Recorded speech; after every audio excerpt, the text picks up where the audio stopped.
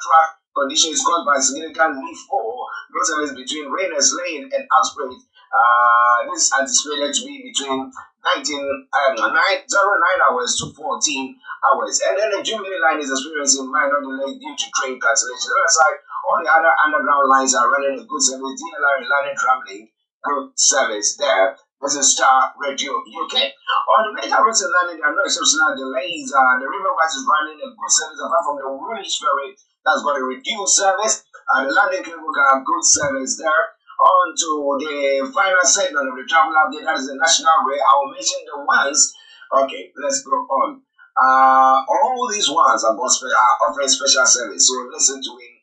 Let me hear your ears as we say.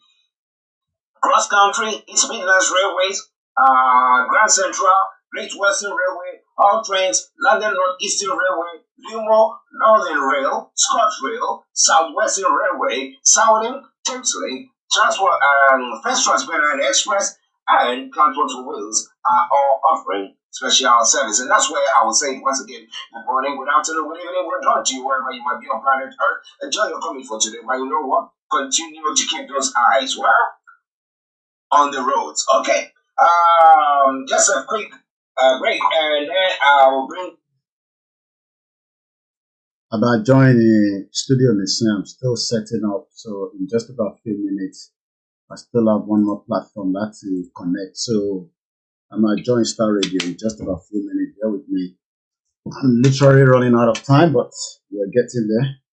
I'm not going to say it's quite a lot of work, especially if you're on your own, doing what we do every day.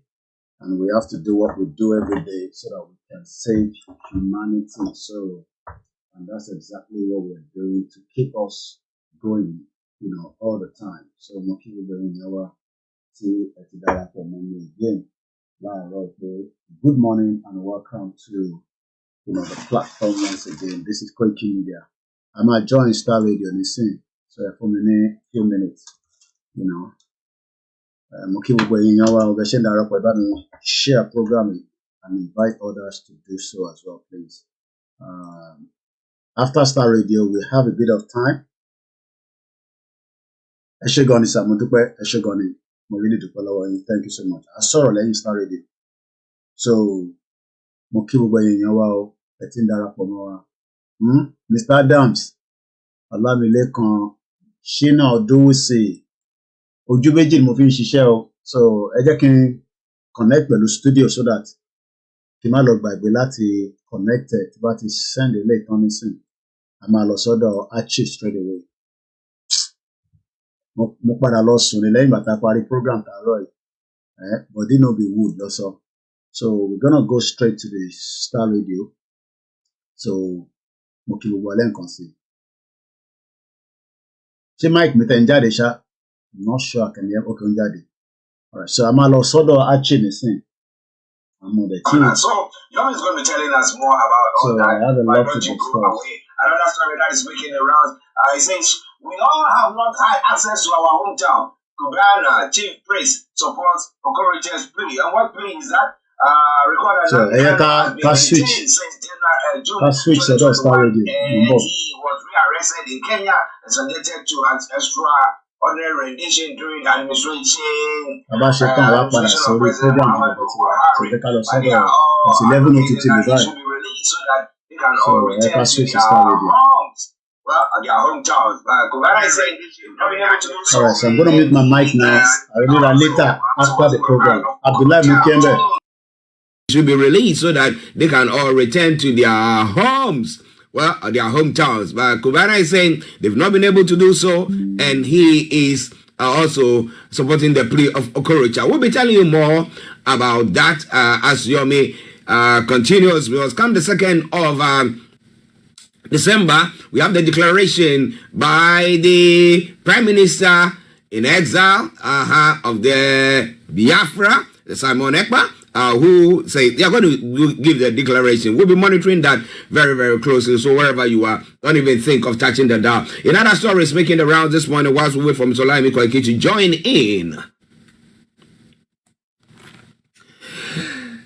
There will forever be 51 people who defiled me. Gizel, Pellicott tells mass rape trial.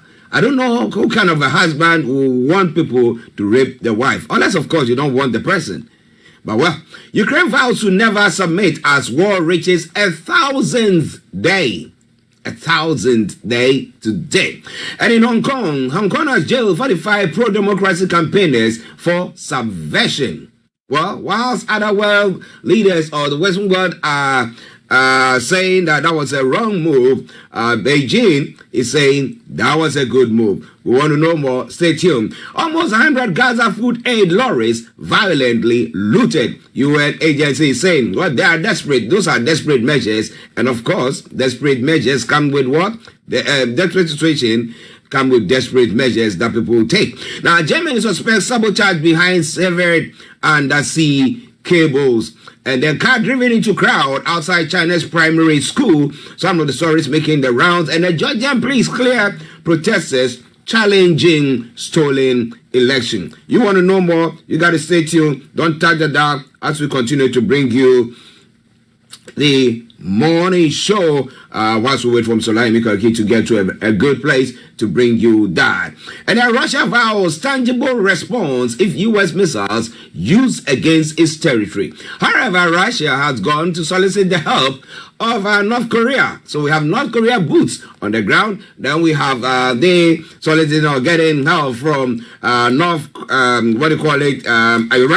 and other places. But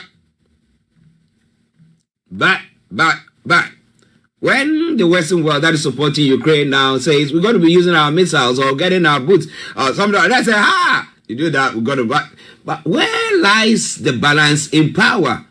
Who calls the shot? Are we still living in the days that back in the day where you have Rome just moving in, taking over particular areas and say that, yeah, we've taken over that place and that's our territory. You conquer, you come, you see, you conquer, then yes, you have that territory. And then at the point we say, yes, the whole world is being controlled by Rome or Great Britannia or the Greeks or the Egyptians or the Persians or the Medians and all that stuff. So the question is, who or where lies that power that makes us behave that way back in the past? And are we still living in the same place once again? Well, ladies and gentlemen, this is Star Radio UK, and this is your favorite African and Caribbean radio station in London. And I can tell you assuredly that I've got my colleague and co-presenter, Mr. OLAYOMI KOIKI, who has joined in,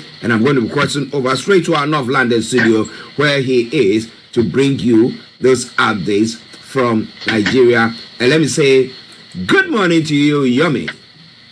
Well, a very good morning to you again, Mr. Archie, and a very good morning to all our listeners and viewers from around the world, and welcome back again to the Tuesday edition, the 19th day of the month of November 2024 on the Star Radio UK network, 6 minutes past 11, and I'll come back again to you in the studio. I was actually listening to you at the background, and yes, this morning I didn't do the school run, but I think somebody gave me an hint from Scotland that it was going to be a heavy snow in Scotland, and I didn't realize that London was going to be part of it as well until this morning when my wife told me that the weather is quite a little bit tricky outside. Yeah. But we are glad that we are all doing well. Family is doing well here. And so far, so good. Okay. Let's crack on. Ladies and gentlemen, Mr. OLAYOMI KOIKI bringing you updates from Nigeria in our North London studios. Okay. Now, let's look at, because behind you got Olusegun Obasanjo, the former president. Now, it looks like the APC are chastising him. This morning I was monitoring some of the stories where the APC are calling him, are saying that it's no one that who can advise on good governorship, to say that, well, yes, good government, where you say that, oh, you have to mimic what maybe I did in the past and sort of, but they are saying corruption, he is alleging that there's corruption allegation, that it is on the ascendancy, and he's having a reprisal attack from the presidency. Yomi, tell us more about that. Well, as we know, yesterday we were having a conversation about Obasanjo saying that he would not allow Nigeria to break. He would do everything within his blood, and he's actually doing that because Obasanjo, as we know, the former president of the Federal Republic of Nigeria, this was in 1999, when we had the first, presidency coming through, and as many, he came out of the jail, and the expectation, then was that he would make so much changes. But it seems that, Obasanjo is saying Nigeria is I want to go with what Obasanjo says before we go with what the presidency is saying, so that we can get a bit of clarity on that. Yeah. And it goes like this. Nigeria is a failed state due to go slow. Emilio Kan. The word Emilio Kan pulled out from Abeokuta when the campaign trail was going on under the the APC of the Bola Ahmed Tinubu, and he was actually saying that look, I endorse, support Buhari. Buhari was even Olule mean that somebody that was falling apart, until I told him how politics is played, and for 3 times Buhari could not become the president until I gave him the backing of the Southwest, because the importance of the Southwest must also be noted in this. So the word Emilio Kan, it is my turn, is what Obasanjo is now saying, that this Emilio Kan is too slow. It's like a baba go slow. The word baba go slow is something that moves like a crawl of snail. The former president Obasanjo says Nigeria has become a failed state due to the policies of the former president Muhammadu Buhari, including President Bola Tinubu. Mr. Obasanjo says that Tinubu and Buhari led Nigeria into a state of chaos, insecurity, and on development. He stated this during a paper presentation at the Chinua Achebe Leadership Forum at the Yale University in the United States. It looks like when they leave Nigeria, they have this firepower to push and tell the world that Nigeria is a failed state, that many Yorubas, the Biafra, are saying that Nigeria is a failed state, but it looks like Obasanjo is cracking on that. The former president delivered his keynote address titled Leadership Failure, State Capture in Nigeria, in a pre-recorded speech that was played at the event. This morning, that attack has come back as usual from the presidency.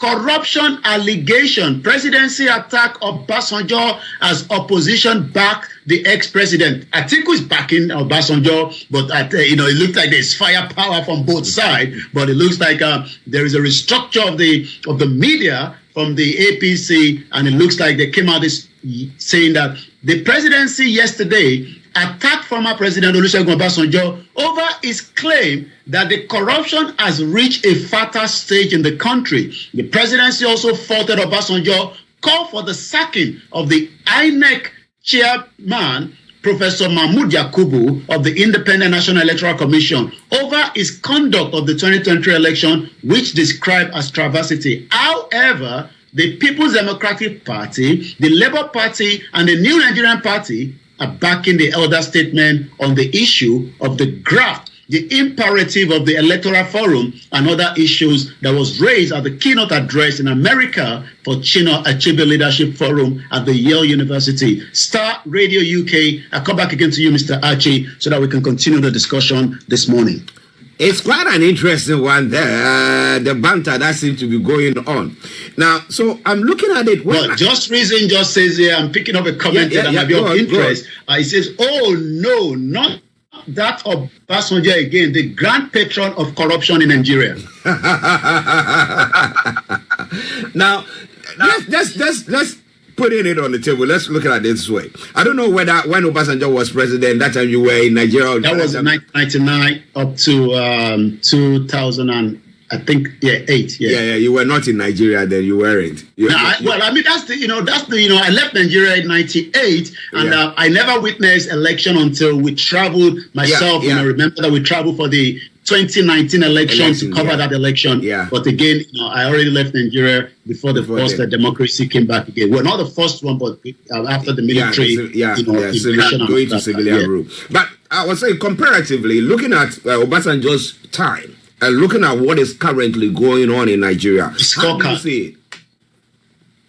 Well, I was following quite a lot of people on the social media this morning, and it looks like a lot of people believe that during Obasanjo's tenure, the debt of Nigeria was wiped off until the next government came in, and the debt has gone up. And it seems that many people might agree, but it seems that others disagree as well, that Obasanjo's tenure was much better than the current one that we have right now. But again, a lot of people are also debunking some of the things that has been out there, that Obasanjo built a power plant. He spent 8 billion, not 16 billion. He built 2 in Oron Shogo State. He built 2 in Omotosho. But again, I have a scorecard that is coming from another media in Nigeria. We leave the name aside. I am not saying Obasanjo is a saint. He made a lot of mistakes too. But before they abuse him, tell them to beat his economic growth, economic record. And I have it here. Obasanjo came in 1999 up to 2006. There was a growth of about 5%. It was 0.58% in 1999. It went up to 6% in 2006. When Musa Yar'Adua came before he died, the growth was still under about 6.59. The growth went up to 8%. Goodluck Jonathan came in 2010. The growth, I'm trying to look at the growth here, but it seems that it's a little bit tight for me to read it through, but it looks like the growth was high as well. But the growth started declining from Buhari, that went back to 2.65. By the time Buhari left Nigeria, he has already collapsed the whole country to 3.65%. Now, whilst we were talking, I was trying to find the population of Nigeria as at the time that... And Fala Namuyiwa says, if Buhari graph can be like this, how will this Bulaba look like? The backwards go long gone. No, that means that we don't even know the graphs of Tinubu yet, but it looks like these are the comment coming through on the social media. So there's a lot of response. I'll come back again to you in the studio, Mr. Archie. Well, listen, it's quite an interesting one. At the time that Obasanjo was president in 1999, Nigeria had a population of about 119.7 million. But at the moment, we know Nigeria has a population of what? About 250? 208 million. 208 million. So you compare... Yeah, and that was something that somebody said. Sorry to cut you in there. No, go on. What was the population by then is what Mayowa David asks as well on the X. Those years, check around the world and tell me a country that wasn't doing well. The world economy was in boom. Unlike now, the Gen Z go take you serious, Sha. Gen Z, let's see what they will take us. Let me say good morning to Olurami Kilanko. Good morning to you. OLAKUNLE, good morning. So well done, everyone on Star Radio UK. He says, yes, good morning, Mommy. I trust you're all doing very well. Okay. Good salutations there. Now, so let's come back to Obasanjo's statement, because yesterday when he said that he will not sit down either for the nation to be disintegrated, okay? So he will do everything in his power. But this is a situation as somebody who is saying, I'm going to do everything. Now, the government that is in power at the moment, that they are supposed to maybe support the speech that you are making against you. So is it that the current government, Tinubu's government, are looking at maybe seeing to maybe give some referendum to the southwest and then the southeast and stuff like that? Do you think that is what is going on? Or when it comes to unity, as for that, they're on the same page, and then when it comes to other chastising or criticizing of big corruption and mismanagement, they are on a different page? Well, I'm not sure whether this particular government, really wants to look into, those that are asking or campaigning, for the breakaway of Nigeria. But what we are looking at is, Obasanjo, saying that the leadership, of this particular government, and it's still a continuity because Buhari left. Tinubu says, I will continue from where Buhari left. We spoke about, many Nigerians yesterday that are complaining about hunger in the land, and also, the instability of so many other areas, like, the insecurity that we have currently in Nigeria. But one thing, is that as many Nigerians that want to exit Nigeria, but there are still some that believe in Nigeria, and they think that, it is the leadership problem that needs to be restructured back. And, just as you were looking at that, I went back to, Wole Soyinka. Wole Soyinka in 2021, and I'm looking at, what he actually says. Let me look at it from my other screen here, because we have, two screens that we are running on the parallel here. What Wole Soyinka was saying in 2021 was exactly this. And it goes like this with an headline that I have here, because I was actually discussing this morning. It is madness sign to think that Nigeria will work without restructuring. This was Wole Soyinka on the 7th of March 2021. And on a brief note of that, he says the Nobel laureate Professor Wole Soyinka on Saturday re-echoed the call for restructuring the country as a means of tackling some of the major problems confronting it. Soyinka stated that there was a consensus among Nigerians that the country must be restructured urgently, saying anybody still asking what restructuring means, despite the numerous explanations already provided, should be ignored, because such person has not chosen to be ignorant, deliberately. Let's move forward again to 2017 from Professor Ango Abdullahi. Another headline, the North are prepared for Nigerian breakup. This is coming from Professor Ango Abdullahi, a former Vice Chancellor of the Ahmadu Bello University, and most also important, the Secretary of the Northern Elders Forum. Professor Ango Abdullahi has asserted that the North is not afraid of the breaking up of Nigeria. According to him, the region was prepared to go back to the pre-1914 arrangement. The elder statement bear his mind at a two-day conference that was organized by the Arewa Research Development Project. He also went further. The North and the future of the Nigerian Federation. Professor Abdullahi was of the view that if we can't go back to the 1914 amalgamation, we should at least go back to the 1960 regional governance.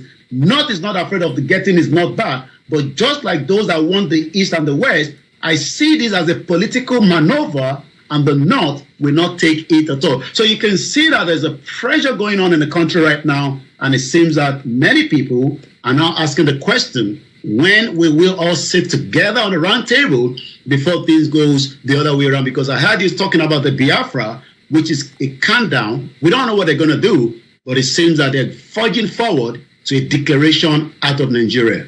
It's quite worrying, but ladies and gentlemen, Star Radio UK, Oluremi, thank you very much. Good morning to you, all there, Star Radio UK team, and to OLAKUNLE as well. Good. All right. Now, interestingly, we have one of the stories that I'm just digressing a bit. We'll come back to the ones that you have got there. Now, we all have not had access to our hometown.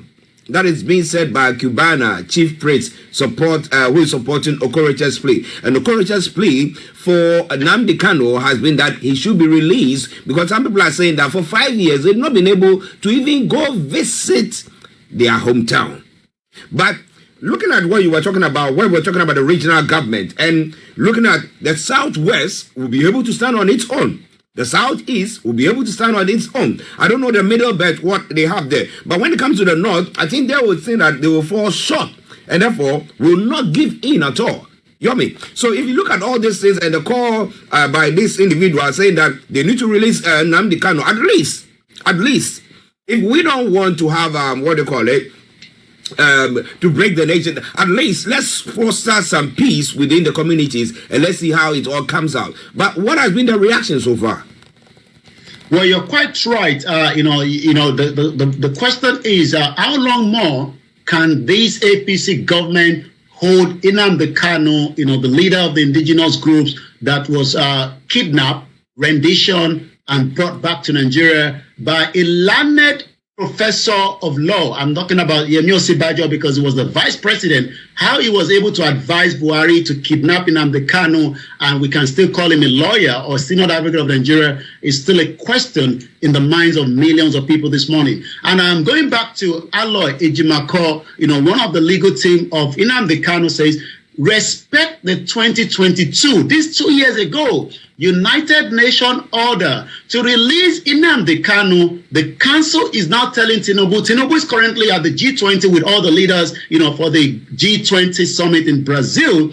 But as we know, I saw, Antonio Guterres, the UN General Secretary. I saw, and I hope that somebody like the leader, the director general, Ngozi Okonjo-Iweala, will be telling Tinubu about Kanu rather than any other thing else, because she's from the southeast. But Aloy Ejimakor, the special counsel to the detained leader of the indigenous people of Biafra, Nnamdi Kanu, has now urged President Bola Tinubu to implement the order of the United Nations Human Rights Council Working Group to release the IPOB leader. Ejimakor said the president should not follow the footsteps of his predecessor, Muhammadu Buhari, who just ignored the UN order but went further to ask for the Palestinian two-state, and the same thing Shetima is doing. And to answer your question, if we want the peace to kickstart, I believe Nnamdi Kanu should be released. But Simon Ekpa is saying something that Nnamdi Kanu to be released in Nigeria will still be nothing changing his plan and his government of de facto and the home government. Nnamdi Kanu would have to be in Finland for him to stop exactly what he's doing right now. So even if Nnamdi Kanu is released back to Nigeria,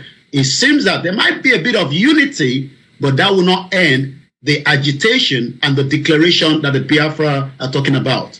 Okay.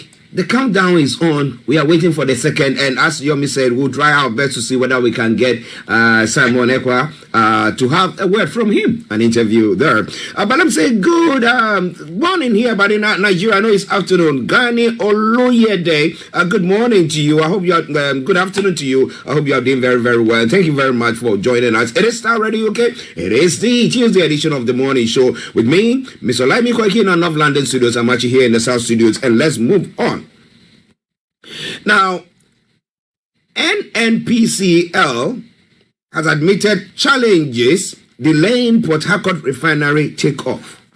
Now, I remember when Buhari was, my apology, Tinubu was coming in, he gave us a date sometime last year that the refinery was going to be ready, blah, blah, blah. It has gone on, and now we're not sure of the date. Now, if you look at what Dangote has been saying, that it looks like the NNPCL and some cabals are there doing everything to stop the refinery from booming, then I don't doubt the fact that, listen, they are doing everything, throwing the spanner in the web of the refinery, Port Harcourt refinery, and the other refineries the government have talked about. Because if Nigeria is able to refine its own crude, refine the crude oil, the crude oil from that place, and said they don't need the dollars, and that will help the economy. But we don't see that. Yomi, tell us more. Well, again, part of politics and government is to continue to tell lies and deceive the citizens with the hope that something is coming. We knew that whatever Tinubu was saying, that the Port Harcourt refinery will be coming back online, is just chasing the shadow. It's like an illusion. But you talk about the Dangote refinery is on a full operation, but it's struggling to get the crude into that particular venture so that it can be able to produce. But it seems that the cabal, those that owns, refinery across the world, does not want Dangote refinery to work, but they are pushing the dead refinery that stopped working some over 40 years ago. Just like we told you some last week that, even the electricity, they're still using, these old 1960 power plants that should no longer be used. A lot of money has been pumped into the Port Harcourt refinery, but barely 2 months after September completion deadline flopped, the Nigerian National Petroleum Commission has now explained to us why it could not deliver much awaited Port Harcourt refinery company. This was an interview that was granted on Monday by the NNPC Chief Corporate Communication Officer Olufemi Shoneye. Says the company encountered risk challenges while carrying out the rehabilitation, being a brownfield project. He noted that the NNPC began the commission of critical equipment processing unit after the mechanical completion in Nigeria. You may recall that the mechanical completion of the Port Harcourt refinery revamp was successfully achieved several months ago, making a significant milestone. But what we can still tell Nigerians is that the Port Harcourt refinery is an illusion that will produce anything out of it.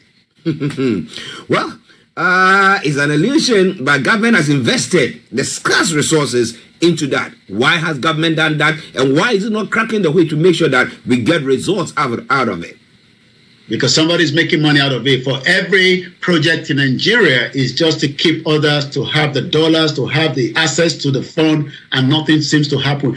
I mean, when we go back and, my mom, worked as a secretary with the Mobile Oil in the 70s. And, when we compare, what production was coming out then and, the amount of opportunity that Nigerians had, it seems that we left the agricultural sector, went into the crude, and we can see that we've not been able to manage it successfully. And that is why many Nigerians this morning are spending close to almost 1,200 per liter. But it seems that might be going up as the Christmas is getting closer. Well, let's see what is going to happen there. Shemiyu Adeyemi, good morning to you there. And Omobolaji Abdullahi, good morning to you there. Thank you very much. And those of you who have joined us on the Yoruba World Media, and those of you on the Koikimedia, I salute each and every one of you. Thank you very much for doing so. It is Star Radio UK. It is a Tuesday edition of the morning show. Now, let's talk about the restructuring of the media team. Now, when Buhari was there, he had Lai Muhammad. And we know Gabashehu. And then we have the chief himself.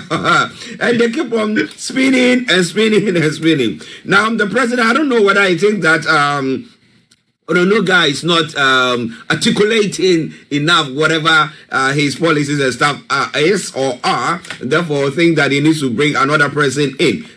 Yomi, tell us more from there. But this person that is bringing in, condemn the APC, people might say, well, maybe he wants to do something different. That is where it's becoming much interesting, as Daniel Bawala, was one of the PDP spokesman.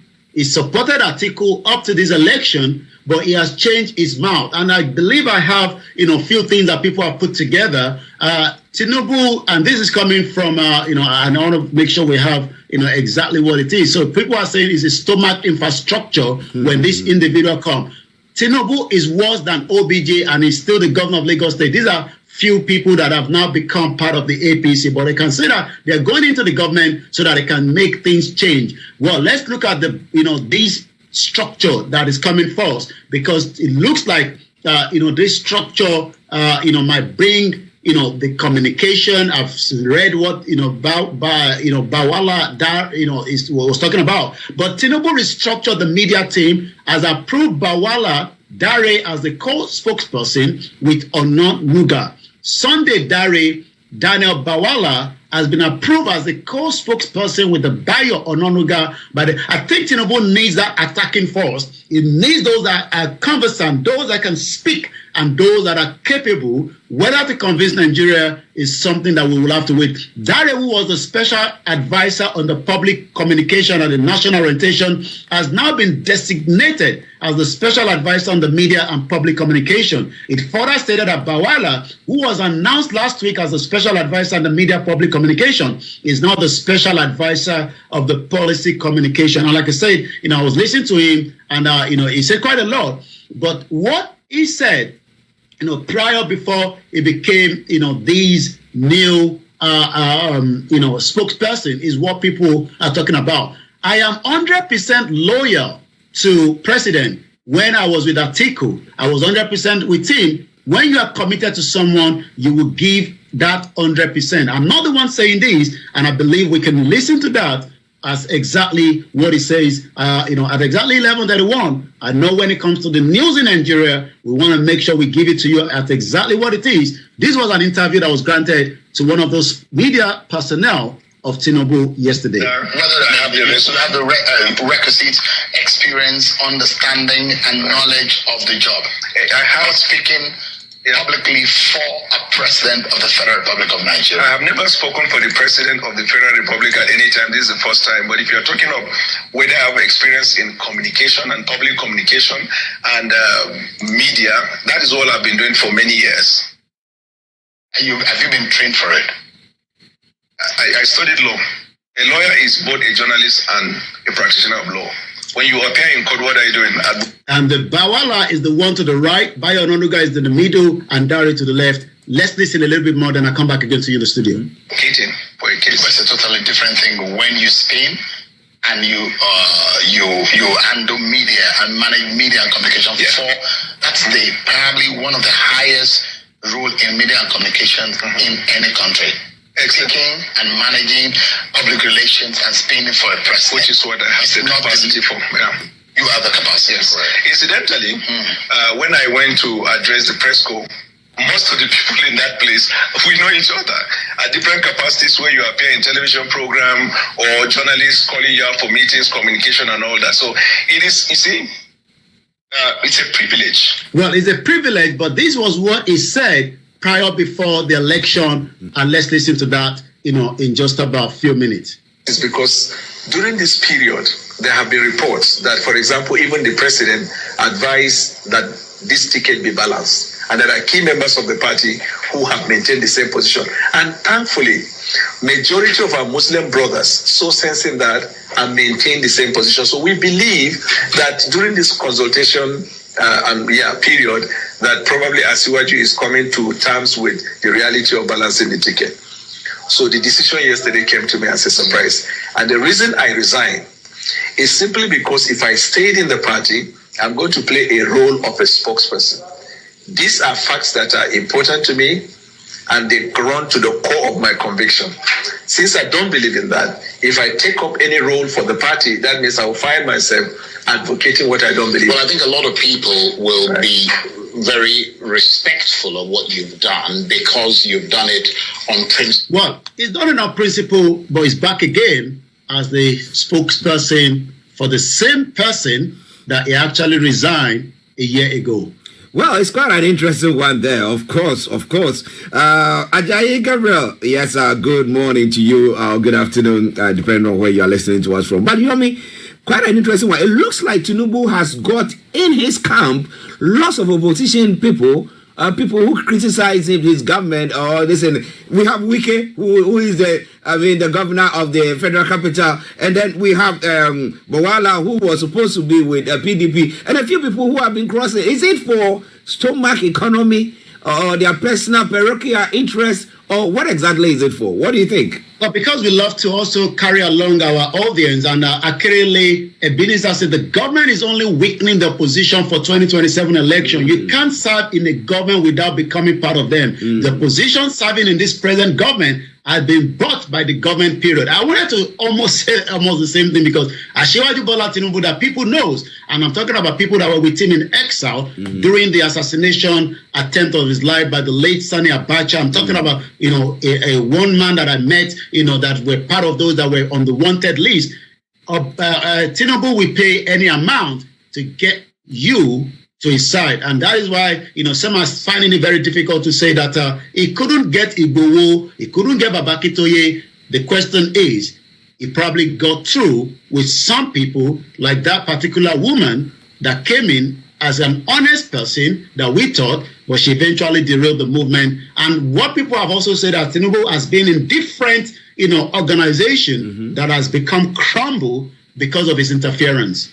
Well, do you think that he's going to be able to interfere and make sure whatever he's doing now will actually short-circuit the power of the opposition come the next election? If you want to know more or you want to tell us more, feel free to do so. Star Radio UK. Now let's go back to Yomi for the rest of the stories making the rounds and what is happening on the social media platform. Over to you, sir.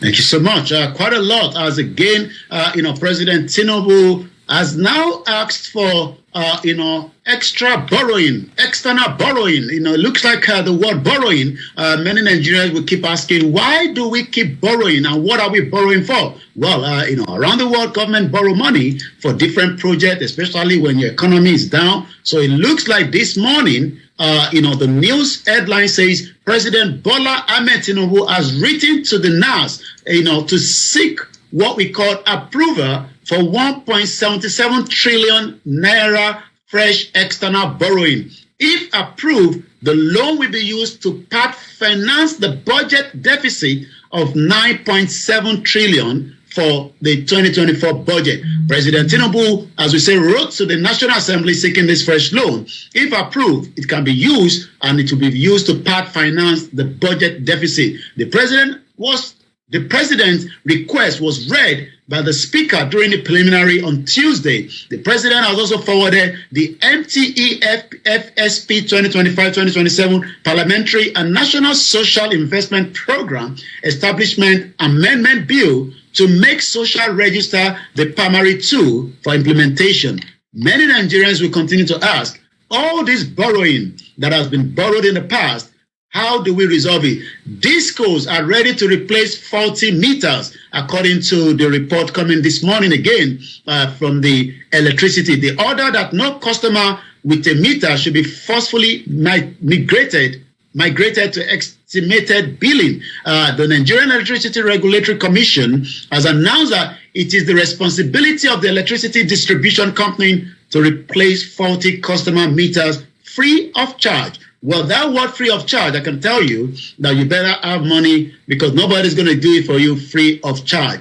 Nigeria to sign FID on 2 deep water projects by the mid-2025. This is coming again from the presidency. Nigeria will sign the final investment decisions on 2 deep water exploration projects by the mid-2025. This was reviewed by the Special Advisor on Energy to President Bola Tinubu, Oluvayije, in an address at the African Energy Week that is taking place at Cape Town in South Africa. While speaking at the conference theme, The Future of the Energy, Shaping the Workforce of Tomorrow, Olu said Nigeria so far has been able to unlock over $11 billion investment across the value chain, and by mid-2025, the FID on 2 more projects will be signed, including a multi-billion-dollar deep water exploration project. That can be a concern, especially those that have always think that the waterways is one area that will be taken away from them, especially Buhari wanted to make sure that everybody has to sign the waterway bill. Cholera kills 25 in Sokoto State. 15 persons have been hospitalized. Now we have a total of about 1,160 people who are said to have been affected by the outbreak. We hope that the government will do everything quickly to make sure that, health can be quickly put back to normality, because those kind of, virus can spread very fast. And, if care is not taken, it could affect more community across. Well, we're going to take, one more. It looks like as much as we might not agree or disagree with the election in Ondo State that has not gone as well, but already Ondo Aye Datiwa has now returned Wednesday amid protest, according to the report. The Independent Electoral Commission will officially present certificate of return to the Ondo State Governor-elect Lucky Ayedatiwa and his deputy today. The certificate will be issued at the Commission's headquarters in tomorrow. According to the Chief Press Secretary of the INEC, Chairman Rotimi Oyekami actually disclosed this yesterday with the correspondent.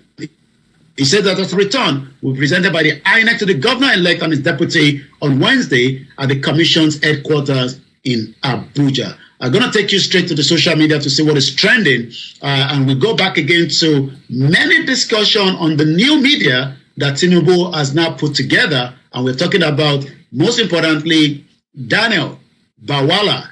A lot of individuals have responded to these man that things that what he says might not matter, since he can make his changes in this government. And this is what he said when he was, presented. I want to express my profound gratitude to President Bola Tinubu for demonstration of confidence and trust by this appointment. I am indeed honored to be called to serve our dear nation under the esteemed leadership of the courageous C&C father.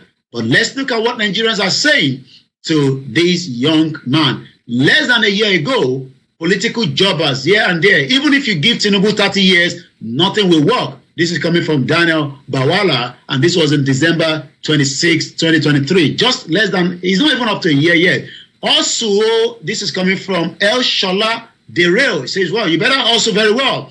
It doesn't take much to be, not a very good word, we won't be able to use that. This one's going to say, Darmi Larry Odulesi says, also don't pay. That means that Daniel Bawala also has paid up. Congratulations, Bawala, on your appointment as a special advisor to the president. You defeated all the APC thugs. The accusation of the ballot box theft, election violence, rigging, and various fraud claims associated with the APC and 2022 general election. You have now risen. You have risen. Let me get that out quickly. You have risen to a prominent position in the administration you did not work for. I consider you one of the luckiest individuals in this government. Despite your dedication and support for Atiku, it seems that those who fought for the APC and did the dirty work were not deemed worthy of such appointment. In fact, it appears that APC lost one vote as you voted Atiku. What an irony of life. Congratulations again, Daniel Bawala. Interesting. Well, politics in Africa is always interesting, and it's one of those. It's all coming your way from Star Radio UK. Whilst you were on, I was looking at an article pertaining to Kemi Badenoch's statement that she made pertaining to reparation for countries that we say slavery and everything that had gone on there. And we had Fanny Kayode. Femi Kayode, chastising Kemi Badenoch. But again, I'm asking the question: has Kemi has she said anything pertaining to the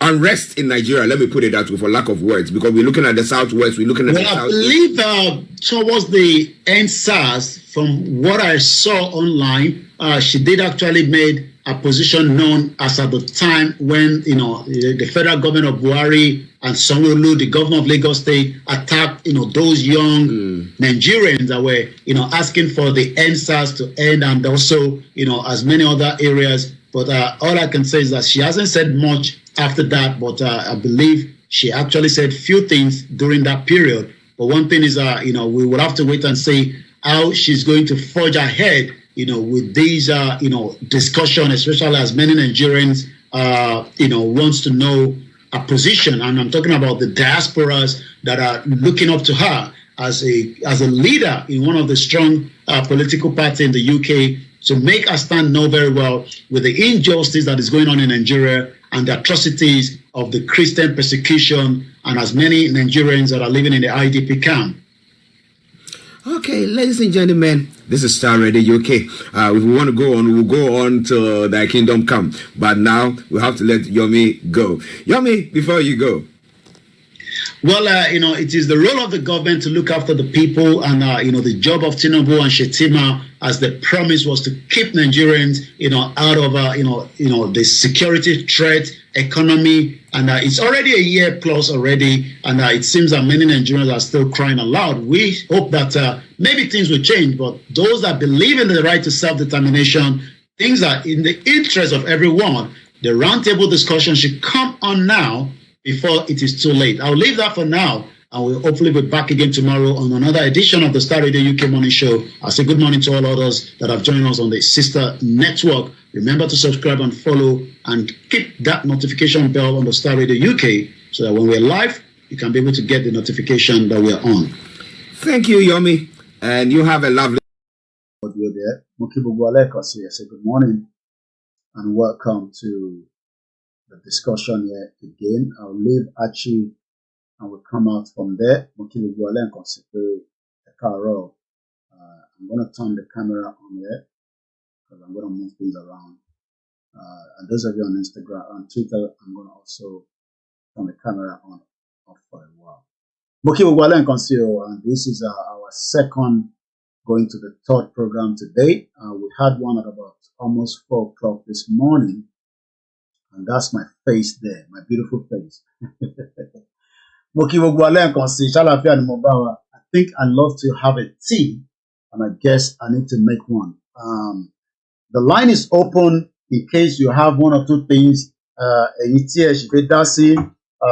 lot of feedback from the Obasanjo discussion. Let me get the camera here for now first until I get things sorted out. Many of us, have reached out. Those of you that have said so much, your feedback, We're grateful to have you all. I have a bit of ample of time, not like yesterday that I had to rush, but this time around I still have a bit of time. So the only thing is, I had cereal this morning. That's my cereal. I have a cereal this morning. You know, but you make G, you mo jeleni. So I need to have tea. It's quite cold outside. Mokia Usman Wahab Waris Jinadu.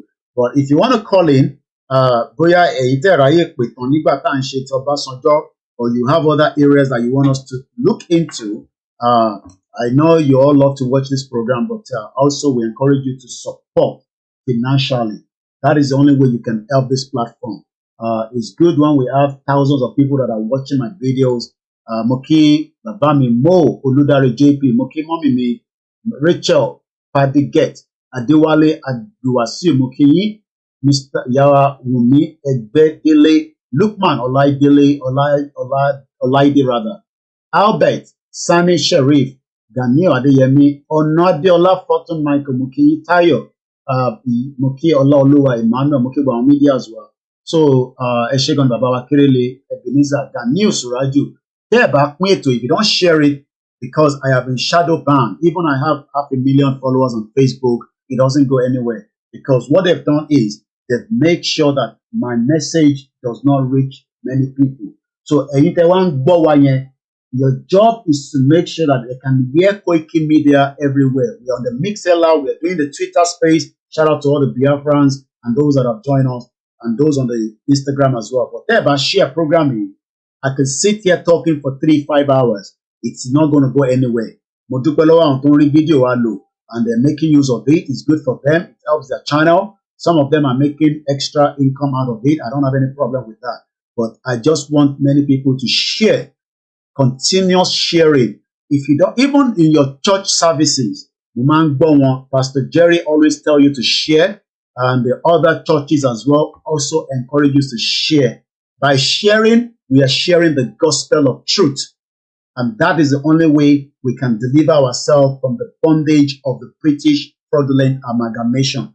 By share, there's a people I don't want people to know that I'm also supporting Yoruba Nation. You are also not helping the movement. The first thing to do is to share.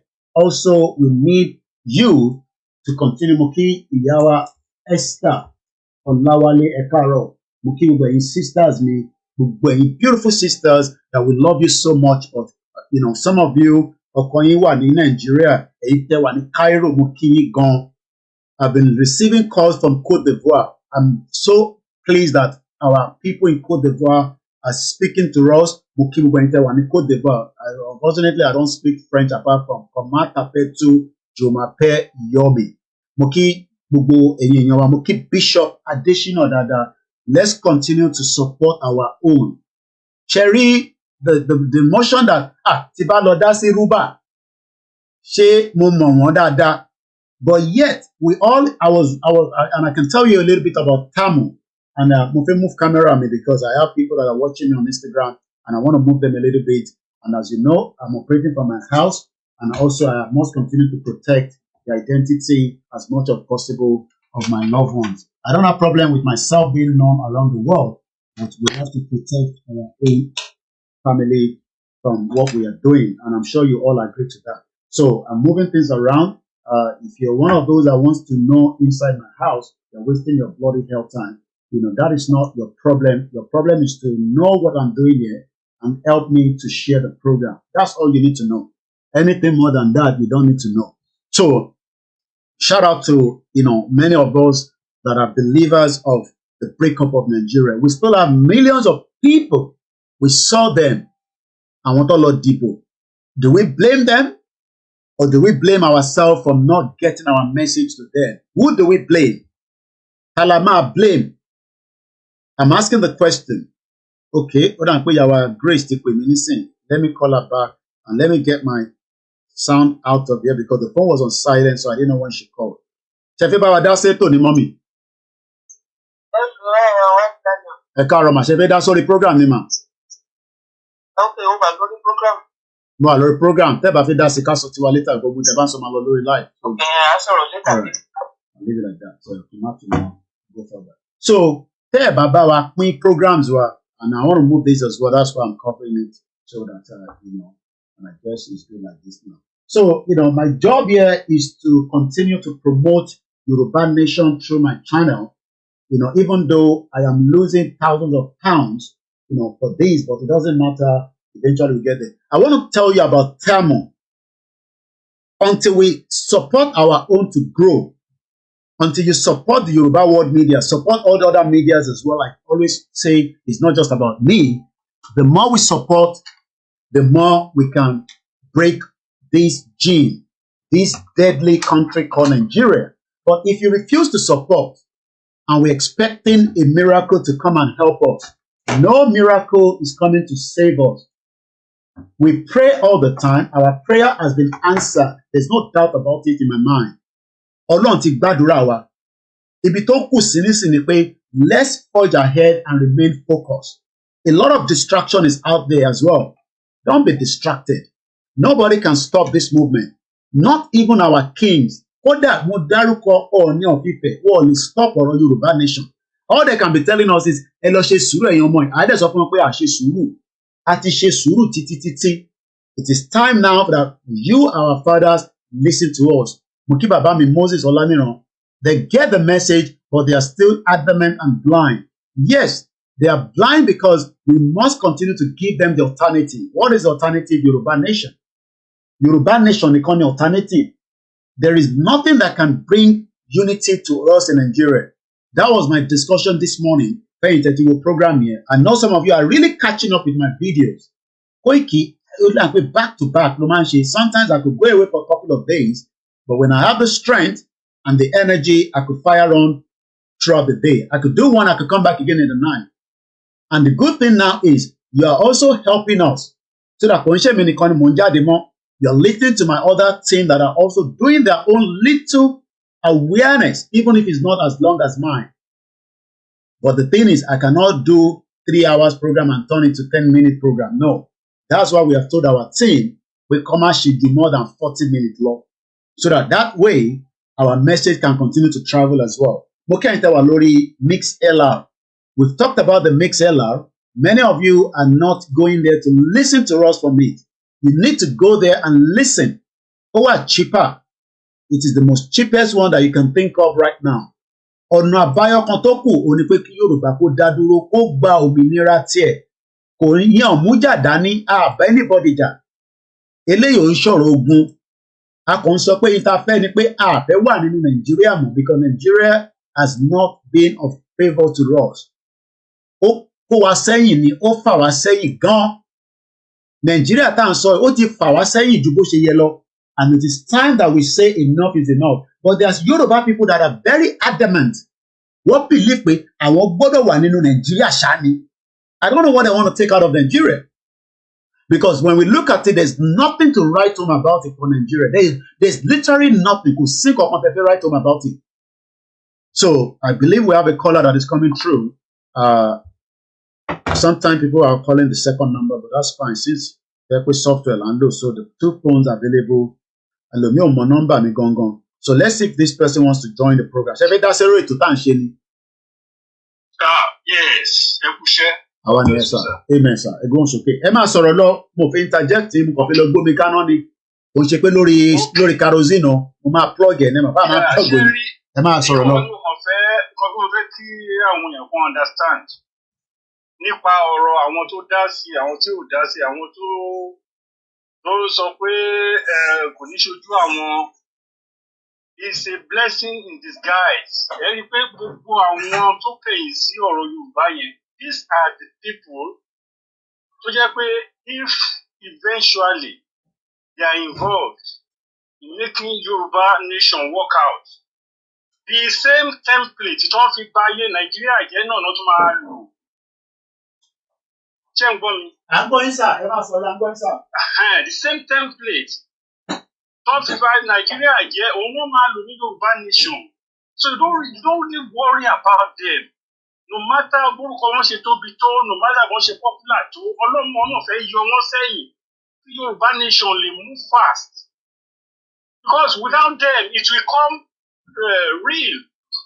Everything will work out. Ọlọ́run ọmọ pé ẹ̀mí burúkú yẹn sí wọn nú ni. Kéèyàn kan máa sọ pé tí ò bá sóhun kìíní kan ò ní ṣe kìíní kan. Ẹ má wọ́rì nípa wọn àjọ. Àti tó ti wà nípò ńlá rí àti tó wà ń bẹ̀ àti ẹ má wọ́rì nípa wọn àjọ. Just let's focus. Okay. Let us focus. Yes. So ká forge ahead. Ká má ronú nípa tiwọn because tá bá ronú nípa tiwọn wọ́n máa kàn pé. In fact, distraction burúkú ni ẹ má jẹ́ kó wọ́n fẹ́ ẹ má make wọn popular again. Okay. Don't make them popular. Even one of our past politicians don't sọ pé there will be whatever, there will be revolution kìnìkan wọ́n oríṣiríṣi ọ̀bẹ wọ́n fẹ́ máa yọjú wọ́n fẹ́ make ara wọn wà relevant ni. Anybody tí voice ò bá ti loud ní time tó attack gbogbo yẹn kò relevant. Anybody tí voice ò bá ti loud sí Buhari ní time tó fẹ́ pa Ìgbòho, forget them. God bless you. Yeah, you'll have no signal up there with the scaffolding.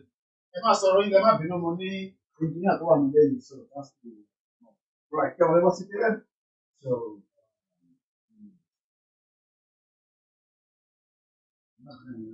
So, ọ̀rọ̀ mi ò jí yẹn lọ. All right, say God, sir. God bless you. All right, thank you, sir.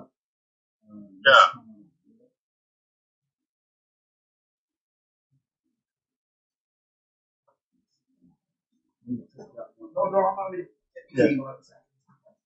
So I'm gonna keep you busy for a while. Let me put something on. Okay, no satellite signal, is it?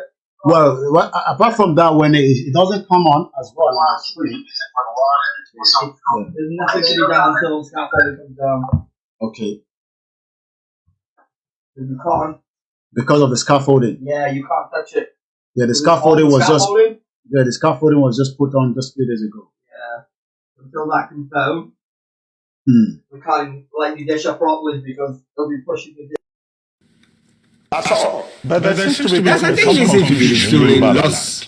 I see that okay, this round time round is lost.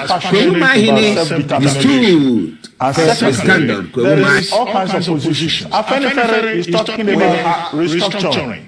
You are talking about self-determination. You don't know this. You don't know the nature of the Yoruba society. You don't. Most of the young people, and they are the majority in Yoruba land, want the self-determination of their Yoruba nation. That's the truth of the matter. That's what is keeping the movement going. And they are also doing so in the diaspora. Yoruba young men and women all over the world want their own country, separate from Nigeria. Then you cannot deny that. No matter how much you want to pander to the government, you cannot deny that. But that's the truth. But anyway, the important thing, however, and I'm surprised that you are not talking about that, is that the Yoruba people who are fighting for self-determination are telling the world and telling themselves that they will do it only peacefully. We are Yoruba. We know our status in the world. We know our status in the black world. We do not want to destroy the peace of Nigeria. And we do not want to bring difficulty to the lives of any other group in Nigeria. But we want to get out of Nigeria. That's it. Well, Prof, you were a strong member. I'm not talking about that. You are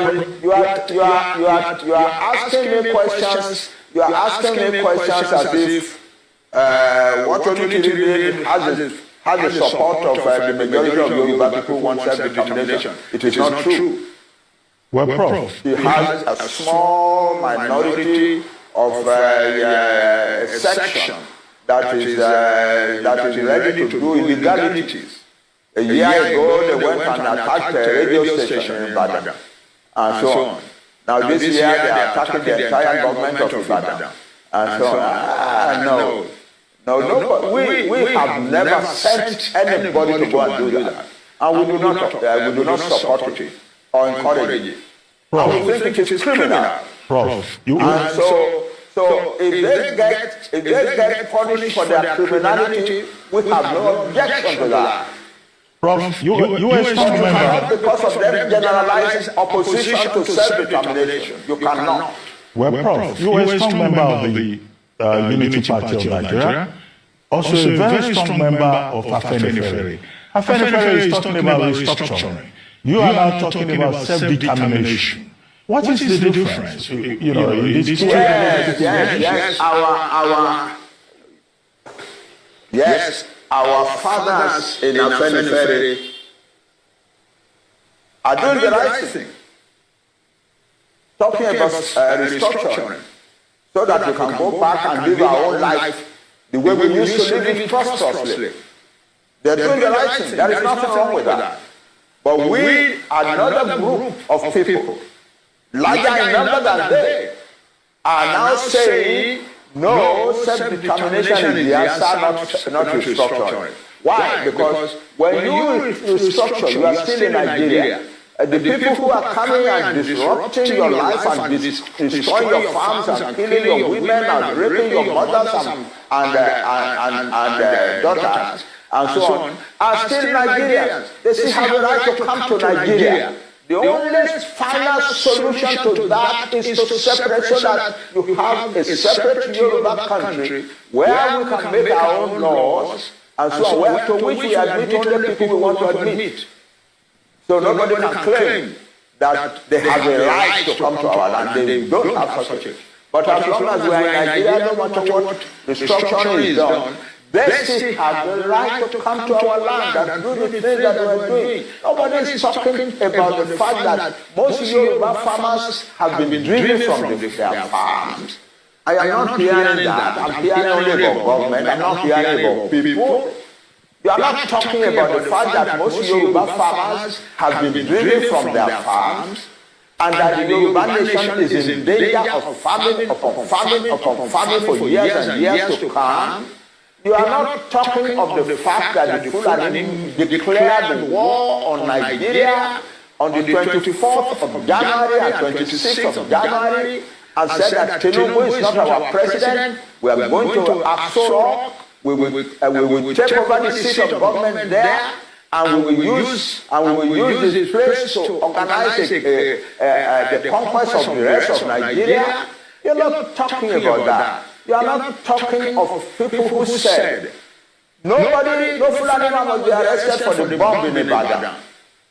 If you do, you will have bombs in every town in Nigeria. Nobody is talking about that. Nobody is talking about the sheer insult of living in a country where some people are treating the government like that. You are talking about unity and so on. Why do our...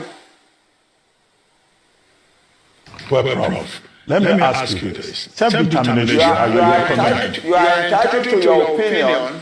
You are entitled to your opinion, but what I'm saying is that your opinion rigorously avoids the truth. Rigorously avoids the truth. Nigeria, as Onigo Chiche told us in his research on ethnic nationalities in Nigeria, has over 300 ethnic nationalities. Will you recommend self-determination to all the other ethnic nationalities in Nigeria? For all these those who want it, don't ask me a general question. I'm asking for self-determination for a nation, the Yoruba nation.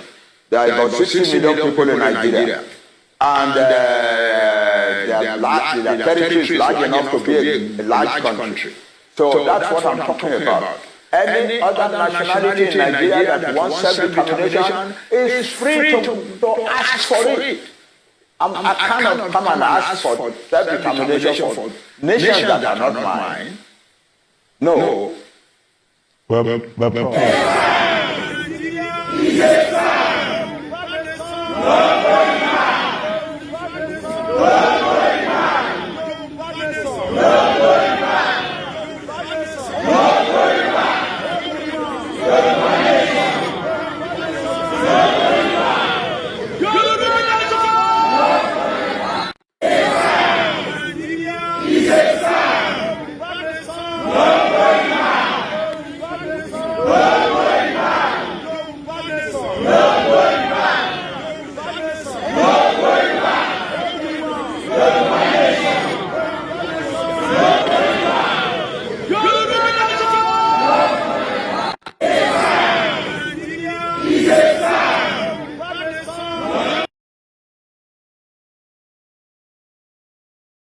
Yeah, we're back now. Emma Bino, I had a engineer that came to check something in the house and it's gone now. And we're back here. Moki Grandma Felicia, Ajagbe Moki Baba Shegun Vision, and as many of you that have joined us as well. So let's crack on. Jekajeki Baba Wake Deoda and Koki, I'm not sure whether it's back in with me. The line is still open for anyone that wants to add their voice. I'm going to recap on the program this morning. The number to call is on the screen, plus 44 74 04 4059 17. Mo kí gbogbo ẹ̀yin èèyàn wa tí ẹ̀ ń gbọ́ wa ní gbogbo ibi tí Ọlọ́run ti ní kẹ́ láǹfààní láti máa gbọ́ wa ní èní again. Mo kí gbogbo wa lẹ́ẹ̀kan sí and welcome once again. Let's pick the request coming through. Waris Jinodi mo kí bàbá wa ẹ ṣé gan ni. Mo kí gbogbo ẹ̀yin ọmọ Yorùbá. Shout out to all my Biafrans as well. We love you like I always say on this platform. Also, we know that we all have a role to play. Mr. Saeed, okay, Mr. Akede, let's hear from you this morning.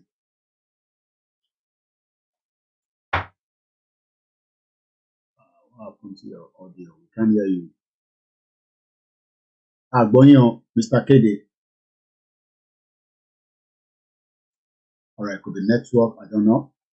Moki Momsimi, Moki Babakito Idada, Prince Bayo, Shitumuki. Akede, Evan Bomi. I don't know whether you can hear me, but I can't hear you at all. Shout out to those on the Twitter, as also those that are listening on other platforms. We wait for him to pick the audio from his end, but the number to the studio is plus 44 74 04 405917. That's the number on the screen. If you want to add your voice to it, let's remind us all the time that this is what Shetima says at the United Nations General Assembly. Today, we are all witnesses to the heart-wrenching situation in Gaza and other Palestinian territories. We cannot discuss war and peace, conflicts and resolution, or humanitarian imperatives today without reflecting on the Israeli-Palestinian conflict that has been raging since 7th August last year. Of course, the conflict predates this period and has been simmering for a better part of half a century. What it tells us is that the international community has failed to live up to the spirit and aspirations of the United Nations to rid the world of inequality, violence, and domination of one people by another. Justice is antithetical to revenge. Freedom is an inalienable right and a natural entitlement that cannot be denied to any people. The Palestinian people deserve their independence. They deserve to have a home of their own in territories already recognized by this very assembly and by international law, which is being routinely ignored.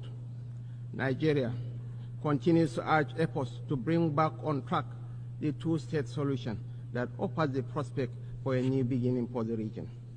Nigeria reaffirms to supporting United Nations peacekeeping operations. We recognize the need for Africa to build strong and professional armies to meet the multiple challenges we face. Consequently, we reiterate the call for international support to operationalize the African standby post in addition to the provision of requisite support and resources. Well, you heard him very well. Shetima as Buhari endorsing and supporting the right to self-determination of the Palestinian people. But the same person disagree for the Biafra, the Yoruba, and those that want to have their country to opt out of Nigeria is not endorsing that because they want to keep Nigeria together. And the longer we are forcing Nigeria together, the more problem we are creating now for today and the future. What future are we talking about? The future that is just right here in front of us. I'm not talking about in the next 3 years or 4 years. Every Nigerian can decide if they want to remain Nigerians, but what about those that doesn't want to be part of Nigeria anymore? How do we resolve that problem? How do we look into those that say, okay, we want Nigeria to be together, but what about the ones that want to opt out? And I'll take us back to New Zealand, where those that are calling themselves Sikh Khalistan wants to have the right to self-determination from India. We showed you the video this morning, but before I go to that video, it's always good to remind ourselves that if this is what you're expecting from the Constitution of the Federal Republic of Nigeria, you would have to wait a very long time. Let's listen to this. If the Constitution maintains by Section 2 that Nigeria is one indissoluble nation and doesn't provide for means or procedure by which a people or a particular sector of the nation, a federating people, can choose to say at this particular point we want to have a nation of our own, and it doesn't provide for a peaceful means by which this can be guaranteed, there will always be frictions that will be leading to violence, killings, and bloodshed. And to avoid this, it is imperative that we look at that provision of Section 2 that says that Nigeria is one indissoluble, indestructible entity that doesn't make provision for the procedure by which a people can advance the right to self-determination. There have been many occasions where, on so many occasions we hear from the Arewa People's Congress or whatever agitating that yes, if Nigeria cannot work, they want to go on their own. The Biafra agitators are there. We have the Odua nation and what have you. If the Constitution provides for a procedure to determine peacefully whether a people can separate from Nigeria, you see that some of these agitations might be completely quenched. For instance, let me give you one. Tomorrow now, if we provide for referendum or plebiscite, these are political procedures for determining whether a nation or a nation in a country, because I want to take the definition of a nation here to mean the ethnic nationalities, maybe the Yoruba nation, the Igbo nation, the Arewa nation, or Ijo, Ibiobio, and what have you. Now, if a people can be entitled to right to call for plebiscite that can be supervised by international organs like the United Nations and what have you, it can be safely and easily determined that, okay, these people in this particular area, as done in 1960, in 1959-60, if my recollection is right, with the people of the southern part of Cameroon, who formed part of Nigeria before, but when they decided that no, they wanted to be on their own, then a plebiscite was conducted, and they were able to have a separate nation of their own. If we say Nigeria is an indissoluble entity and will not tolerate any agitation by which people can determine whether they want to be on their own, definitely we are only calling for crisis on our own earth. Tomorrow now, if you subject it to plebiscite, that's okay. So why are we calling for crisis? Sherry, I don't want anybody to see our platform as a platform that is asking for violence and all that. You had, okay, let me bring my camera in back. And I'm moving in your bar Dasi. Egbon Koti, this senior advocate of Nigeria, Mr. Lekon Adegoke. Only if you push people together and you're not giving room to publicize, allowing the UN to come and talk about whether these two people wants to live together or the three people wants to live together, you are calling for crisis. So I don't want you to always quote me and say, oh, Koiki is calling for crisis. No, let's listen again to what this senior advocate of Nigeria is saying. And we are telling Tinubu to not allow crisis to erupt in Nigeria. But is Tinubu going to listen to me? Is Bayo Ononuga going to tell Tinubu that there is going to be a crisis if you continue to hold the people together? And I hope that Daniel Bawala would allow us to engage in so that he can pass the message to President Bola Tinubu that the Yoruba people and the Arewas, because that is the North, Professor Ango Abdullahi, it's not the first time they are saying it. In 2017, he says that the North are also prepared for the breakup of Nigeria, but nobody wants bloodshed.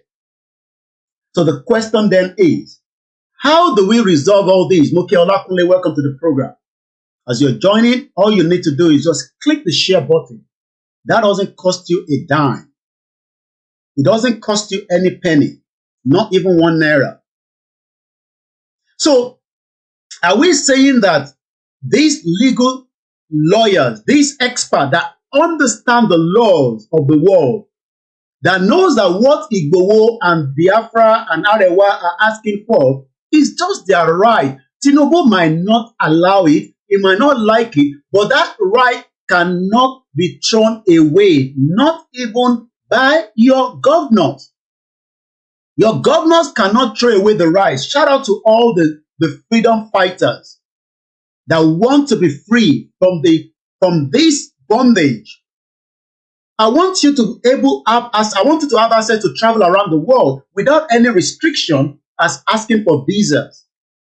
The world is a beautiful place, but as Nigerians, it's not because of leadership. It's because we are entrapped in a country called Nigeria. Yemi Fato Kimokinyi, Mr. Brown Akinola. Let's check something. How many people have shared the program? Just put 1 or yes. And Iwoloma money no share, about share. How many of you have shared the program today? Or you just want to like to watch me and say, Kakopi Pashayo, or Kagbo, Kale share, Kelumino li kweko ninu kotanshi. Fi owo so coin, kò sọ pé èmi ti share. Mo kí Aziz Badeshere, ẹ̀gbọ́n mi dáadáa. This is the second program for today. Ẹ̀yin ṣe fẹ́ lọ sùn, à ń ṣe kan lọ́wọ́, ẹ tútù jí àwà lẹ́nu ẹ̀. Nǹkan ṣe ń pè ní mídíà, gbogbo mídíà. Mo tó bẹ̀ mo jù bẹ́ẹ̀ lọ, adúpẹ́ fọ́lọ́run. Ẹ̀yin tẹ̀lé ń ṣàdúrà fún wa. Ẹ̀gbọ́n mi triple order lẹ́nu iṣẹ́. Kò jẹ́ kẹ́yìn tó máa sọ pé 1, because I know some of you are at work. And I don't want to compromise you if you're at work, because we need to work to survive, especially in Europe.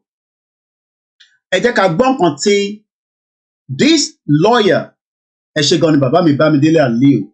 Àwọn tó wà lórí Facebook, àwọn ọ̀tẹ̀ ẹ̀gbọ́n wọlé share torí mo rí ẹnìkankan tó comment láti Facebook. Ẹ ń bá mi jà ní. Àbára wa jà náà, ẹ bá mi sọ pé ẹ ti share náà. Inú mi náà dùn. Àwọn èèyàn bá mi sọ pé àwọn ti share program yìí. Yes, this is the second program for the day. I run a 2 hours program from 4 o'clock to 6 in the morning. And I went back to bed at about 7, almost 8 o'clock. Mo ṣáà sùn bí 2.5 hours kan. Mo kí Bishop Adesina. Mo kí gbogbo ẹ̀yin alálùbáríkà. I greet everyone, whether you are Yoruba. I greet Hausa people. We don't hate you. We just don't want to live together. I don't want to live in a Sharia country. I want to live in a country that respects me. So let's listen again. And I will be playing more of this video because as the time is ticking, we are still begging Tinubu. We are begging him. Don't allow eruption of violence in Nigeria, whether in the southeast or the southwest or even in the northern part of Nigeria.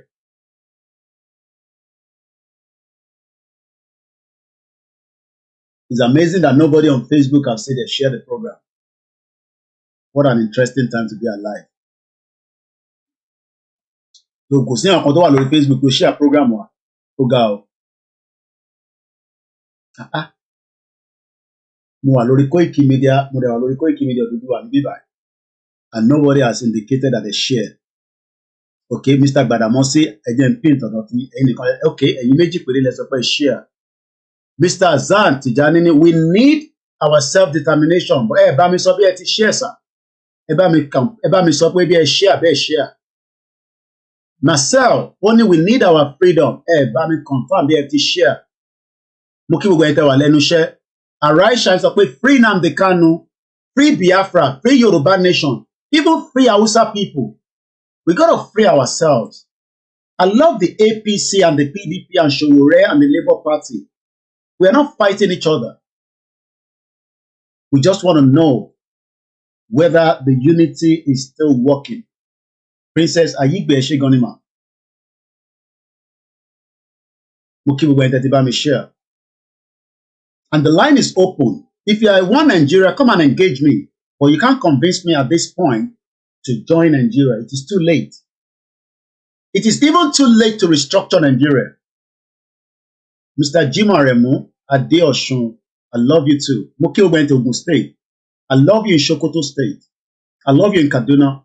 All our military, I'm begging you, from December 2nd, whatever the Southeast Biafrans want to do not be used by your government against the people. You can be charged under International Criminal Court for the massacre and the killings of innocent people. This is not 1967. The world is so exposed. Even if they shut down all the internet, people will record and they will move to a location and they will upload and I will receive the videos. Even if they shut down the internet in the Southeast from December 2nd. So we are pleading, I'm Tinubu, Enteba Tinubu, I'm Benny Lori program Lenny. I'm not cursing him, I'm begging President Bola Tinubu to reveal the right to self-determination of those that wants to go. We can sit on the round table and we can decide that in the next 6 months, this is what we're going to do. In the next 12 months and in the next 2 years, everybody goes their separate ways. And we can share whatever we have. Olukaluku gba portion tiẹ̀. Ẹ ṣé gan ni Mr. Ahmed. Salaam alaikum to all my Muslim brothers and sisters. I love you too much. I was born as a Muslim and I love Islam, and Islam is not a deadly religion as people are calling it. I am a Muslim. And neither do I still, I am still a believer on Islam, but I believe in Ifa, and I believe as a Christian that everybody must live side by side. In your corner, I have shared to 5 people. We're not giving money for you to share. I am just encouraging us to share, especially this platform. We are now at the Rubicon. What does it mean? We are at the Rubicon to continue to say that, but it seems that according to this lawyer, that they are pushing for that. I am not the one that said it. I'm talking about Mr. Lekom. I just paused the video. I will put it back on. And I'm reading your comment as well. And if you want to engage me, please do so. The line is open. You can call in. Plus 44 74 0440 5917. Either direct call or WhatsApp. It doesn't make any difference. 12:24. I will run this program for 3 hours. That means we've done 1.5 hours. I have the time this morning. Triple DR said, brother, you don't need to beg in. Those who doesn't want to make history, they will belong to history. Mr. Again, no glasses, because if I'm not wearing glasses, I'm straining my eyes. It's not good for me as well. Mr. Palemu Stephen. One name Mr. Koiki, Trinity, it is good of you. Edeka Betinobu, Abdullah Mukher. Mr. Moses, yes, peaceful and claiming by Nigerian security agency on 2nd December is better than to see your own brother fighting for justice. Any Nigerian military should think about it before they release that bullet from 2nd of December should the Biafra make a declaration. I know you are under the Nigerian armed forces to go and secure Nigeria. You will not be able to secure Nigeria because people will fight back. It will be like what we told you this morning, how the IRA fought the British government. And I'll give you the timeline again. Brother Midada. Let's call all these Islam, Christian, Onisheshe to come together and tell Tinubu that Nigeria needs now to dissolve the amalgamate. Let's tell King Charles, God bless King Charles, that the Nigeria that they want to keep together will finally be amalgamated by peace or by pieces. Mr. Waris, said, not all Yoruba, Hausa, Igbo military hijab practitioner in the British wig and the dark robe under the Nigerian Armed Forces, Nigerian Bar Senior Advocate can be counted on for Yoruba nation self-determination. Unfortunately, many people that are Yoruba, well-educated, just want Nigeria to continue, and they think that there can be peace in the land. Yes, there will be peace some places, but there will be fire out some places very soon. So we have a call coming through. Let's take the call and hear what this caller wants to join and tell us on this morning program. Like I said, we are getting a full program today. It's a 3 hours program. Take advantage and add your voice. Hello, caller. Hi, they need to say Yoruba. Omo Yoruba tó bá wọlé, Yoruba ní kẹ́ sọ. I can translate to those that do not understand. But today is about English and Yoruba. But tó bá pè, ẹ má ní tí bá lọ pé Koiki nísìnyí, kó má lọ máa mess me up. Olóyìnbó ni láàárọ̀ ẹ̀. Ẹ gbóhùn sókè alàgbà wa. Because I want people to be comfortable with their language. Ẹ gbóhùn sókè. Ẹ mà ká sọ mi sára gbé. máa ń láì bẹ̀ ṣe máa ń pè mí yẹn Mr. Ọláyọmí Kóìkì ẹ má pè tán délẹ̀ ni ẹ má pè tán délẹ̀ ni ẹ káàsán Mr. Ọláyọmí Kóìkì ẹgbẹ́ òsókè sà. ẹ ṣé gan ni sà thank you so much. ẹ kú iṣẹ́ takuntakun mọ̀ láwùjọ. ẹ ṣé gan ni. ìní tún yín lágbára Ọlọ́run. àmì Jésù Kristi. àní fi ń ṣàwátì. àmì àlọ́. lágbára Ọlọ́run. àmì. ẹ bá wa dá sí. ṣe rí ń ṣe pé bóyá rí àgbàlagbà tó tà. ṣe rí lọ́wọ́ tá a wà yìí àgbà tó bá yẹ ká fún lẹ́gbàá ká fún lẹ́gbàá àgbà tó bá yẹ ká fún ní kòbókò ká fún ní kòbókò. ṣe rí bàbá Ọbásanjọ́ mo sọ́ọ̀rì kò sọ̀rọ̀ lẹ́nu bàbá yẹn sà.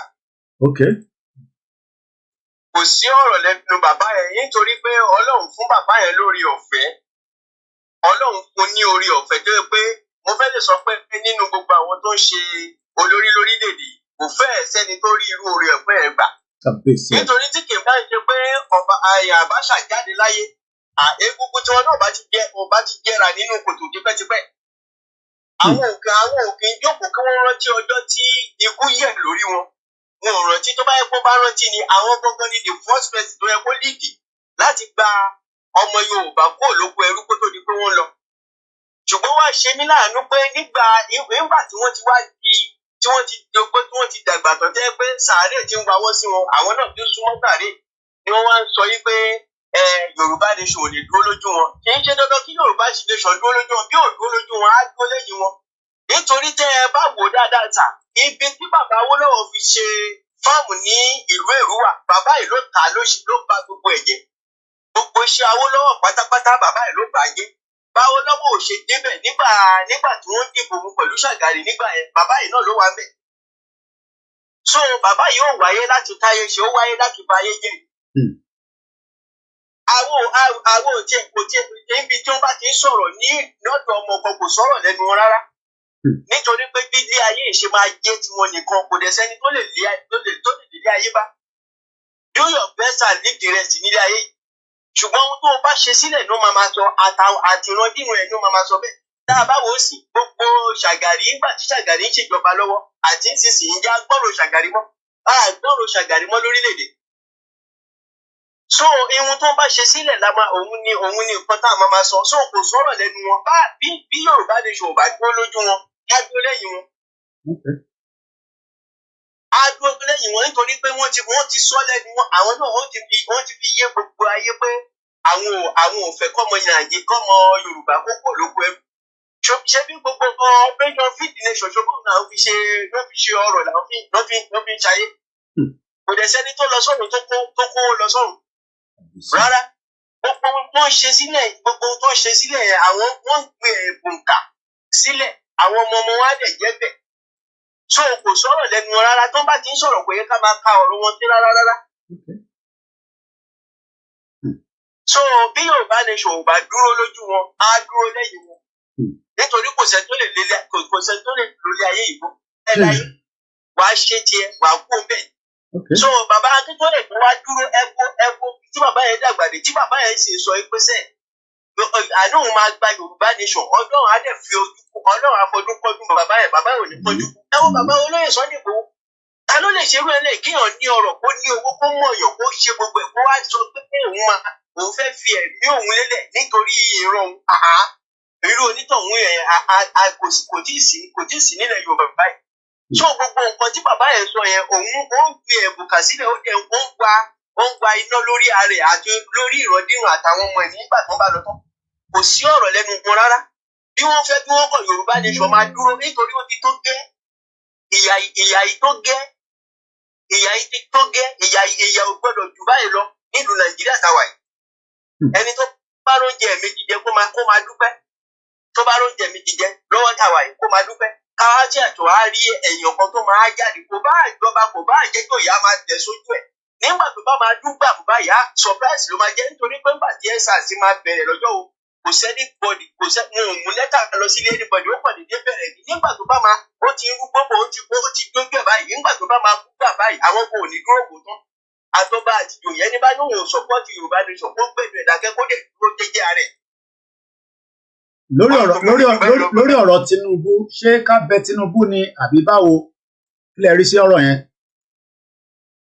Mr. Ọláyọmí Kóìkì kì í ṣe pé bóyá gbogbo ohun tá à ń ṣe yìí gbogbo ohun tó ń ṣẹlẹ̀ kì í ṣe pé Tinubu ò mọ̀ òun náà mọ̀ ṣùgbọ́n torí pé wọ́n jẹ́ ìka ènìyàn tó dá sí ènìyàn ni wọ́n bámúbámú mojú tí wọ́n dẹ̀ mọ̀ pé ebi ń pa ìran Yorùbá ṣùgbọ́n kò sí nǹkan tó kàn kí gbogbo ilé ayé ìsájẹ tiwọn ìka èèyàn ni wọ́n ìka èèyàn ni wọ́n tí wọ́n bá gbà lérò wọ́n á gbà lélẹ̀ wọ́n lọ ka Báíbù dáadáa àwọn ọba tó jẹ́ pé wọ́n lágbára wọn ní ẹ̀kọ́ Ọlọ́run mú wọn balẹ̀ ṣé ń gbọ́ nítorí gbogbo ohun tó ṣẹlẹ̀ àwọn náà ò lè sọ fáwọn ò gbọ́ wọ́n máa ń wo fídíò Yorùbá Nation tẹ́ ẹ bá rántí ìgbà kan tí wọ́n ṣe prógámù kan ẹni pé Yorùbá Nation ni wọ́n fi ṣe áńtẹ̀mù wọn ni wọ́n kà tí gbogbo wọn péjọ bí pọ́ọ̀pù tó ní kó ń ṣẹlẹ̀ ṣọ̀ yẹn ṣáwá sọ pé òun rí àwọn náà wọ̀ ṣùgbọ́n kò sí nǹkan tó kọ ìgbésí ayé Yorùbá pẹ̀lú wọn ṣùgbọ́n nígbà tó bá gbé àwọn náà mọ̀ pé kò sí nǹkan táwọn lè ṣe sí Yorùbá lọ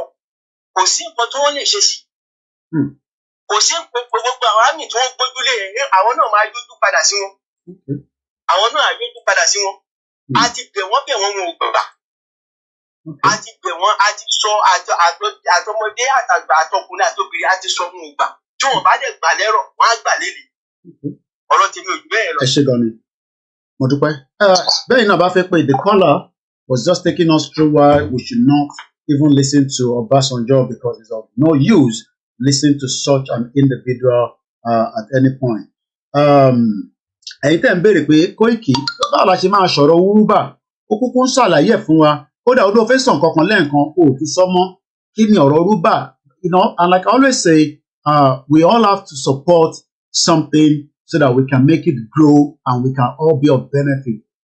Bishop Adesina tí gbogbo wa mọ̀ dáadáa is the one that is behind that particular project.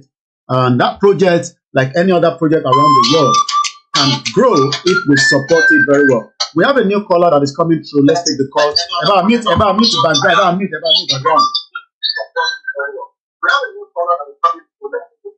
Ẹ ti wọlé caller ẹ ṣàlejò wa bọ̀dá mi bá mi mute ẹ ṣàlejò.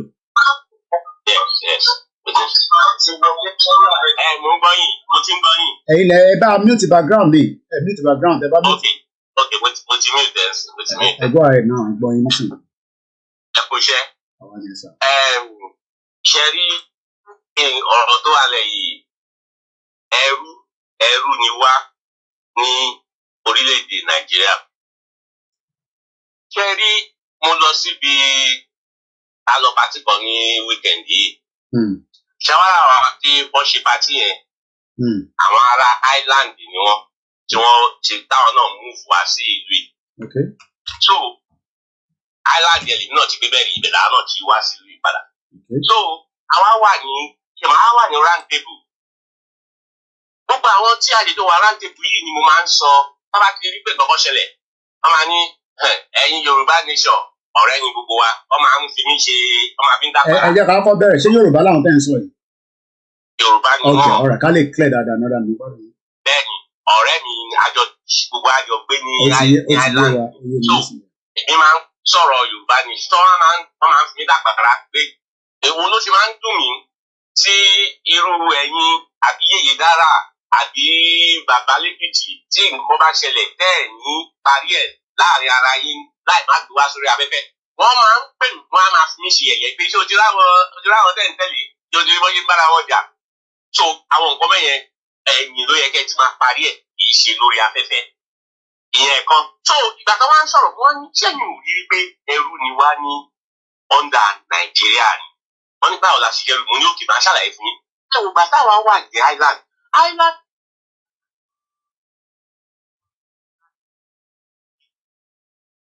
Ìgbà yẹn làwọn èèyàn wọn fi ń travel lọ sí Amẹ́ríkà.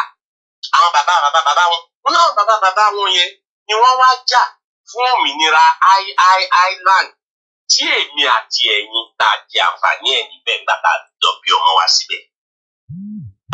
Mo ní tí bá yín ṣe ń ronú làwọn bàbá yẹn ṣe ronú lọ́nà náà èmi àti yín ò ní jẹ àǹfààní yẹn.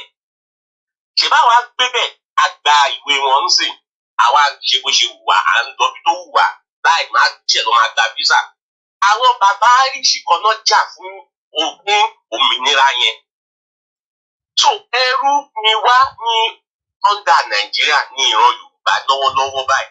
So ẹ má condemn àwọn because wọ́n fẹ́ máa condemn olóyè pé ẹni tó Ọlọ́run ti dá lóhùn tó wá lọ ṣe mistake tó lọ tẹ̀lé ọ̀rọ̀. Mo ní àwọn irú olóyè yẹn náà nírú àwọn bàbá Irish ọjọ́ náà tí wọ́n sá lọ sí Amẹ́ríkà tí wọ́n fowó ránṣẹ́ sílùú wọn lọ́dẹ̀ ń fight ẹ̀ ní house ní Amẹ́ríkà gbé Ireland gbọ́dọ̀ kúrò lábẹ́ UK.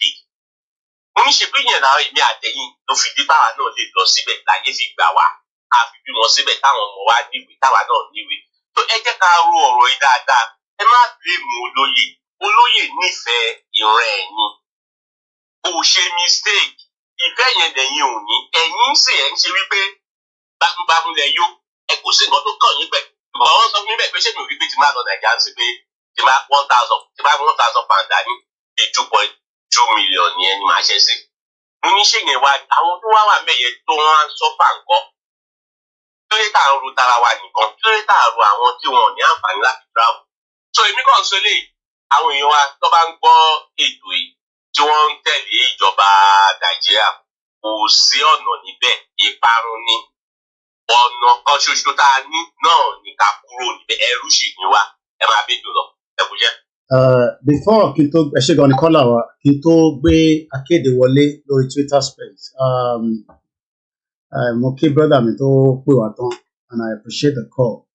First and foremost, let me put it this way. Many Yoruba people that are against this movement, and if you have benefited from whether you live in Ireland, UK, America, Canada, Australia, and you've been able to achieve their own immigration status, either you're married, but you are no longer just a Nigerian. Even if you don't have their passport yet, but not everybody that lives in these countries have their passport. You are one of the selfish individuals that we can talk about. Selfish. And the reason why you're selfish is that those countries that you're running to, or you've run to rather, just like the last caller says, each one of these countries fought. Even blood was spilled. And I'll go back to my program I did this morning at 4 o'clock and remind us on this particular broadcast as well exactly how I put it, but I will allow Akede to the network and log in and out. Mawashalaye Ireland, and I'm talking about Republic of Ireland. I gave the narratives of how they exit the UK this morning. That's number one. Then the notion that because Ambarawa Jalori social media, that's the reason why they should support Yoruba Nation. Very stupid people. Very, very stupid. Oh, torí pé wọ́n gbé ọ̀rọ̀ wọn wá sí torí social media. À ń sọ̀rọ̀ nípa ìran Yorùbá. People can fight each other. People can disagree and they can drag it on the social media. We are talking about the most important part, which is Yoruba Nation. Pé àwọn tó ń fẹ́ ṣe Yorùbá Nation yẹn àbáwọn tó ń ṣe yẹn táwọn lọ àwọn kan ṣé ẹ̀yin ń bára yín jà nínú ilé yín ẹ̀yin àtàwọn ọ̀rẹ́ yóò kí ń bára yín jà ṣèbí torí pé ẹ̀ tí ìgbéra yín wá sórí social media ni. Do you know how many people are bringing their things to the social media now? That is the new world that we are living. And everybody wants to take advantage of whatever the social media means to them. So when people are saying, oh, one jà torí wọ́n bára wọn jà ìyẹn lẹ́yìn ṣe support Yoruba Nation. You are one of the most stupid, idiot Yoruba person I can ever think of. Torí nínú ilé yín gan ọkọ àti ìyàwó ń jà. Ọlọ́run kò tí jẹ́ káwọn àkọ́ gbé wá sórí social media ni. Àwọn kan ti gbé wá sórí social media. So that is not an excuse not to support your own people. Your people that are crying that they are now being endangered. And you can see the selfishness of the people. Oh, because àti lè ṣe 1,000 pounds ó fún mi ní 2 million ẹ lọ dógò nílé ẹ gbọ́bìnrin nílé ẹ ralé sílé ẹ ṣe this and that. So that is all you can see. So because owó yẹn nísìn tí ẹ fẹ́ mú lọ sílé because the pounds is 2,000 naira àbí owó tí mo mú bọ̀ láti Belfast ni original money lélẹ̀ owó Belfast lélẹ̀ mo dẹ̀ ná original 10 pounds náà at least Ọlọ́run ti ṣe pé àìtí ná yẹn so because of this money ẹ fẹ́ lọ ṣe sílẹ̀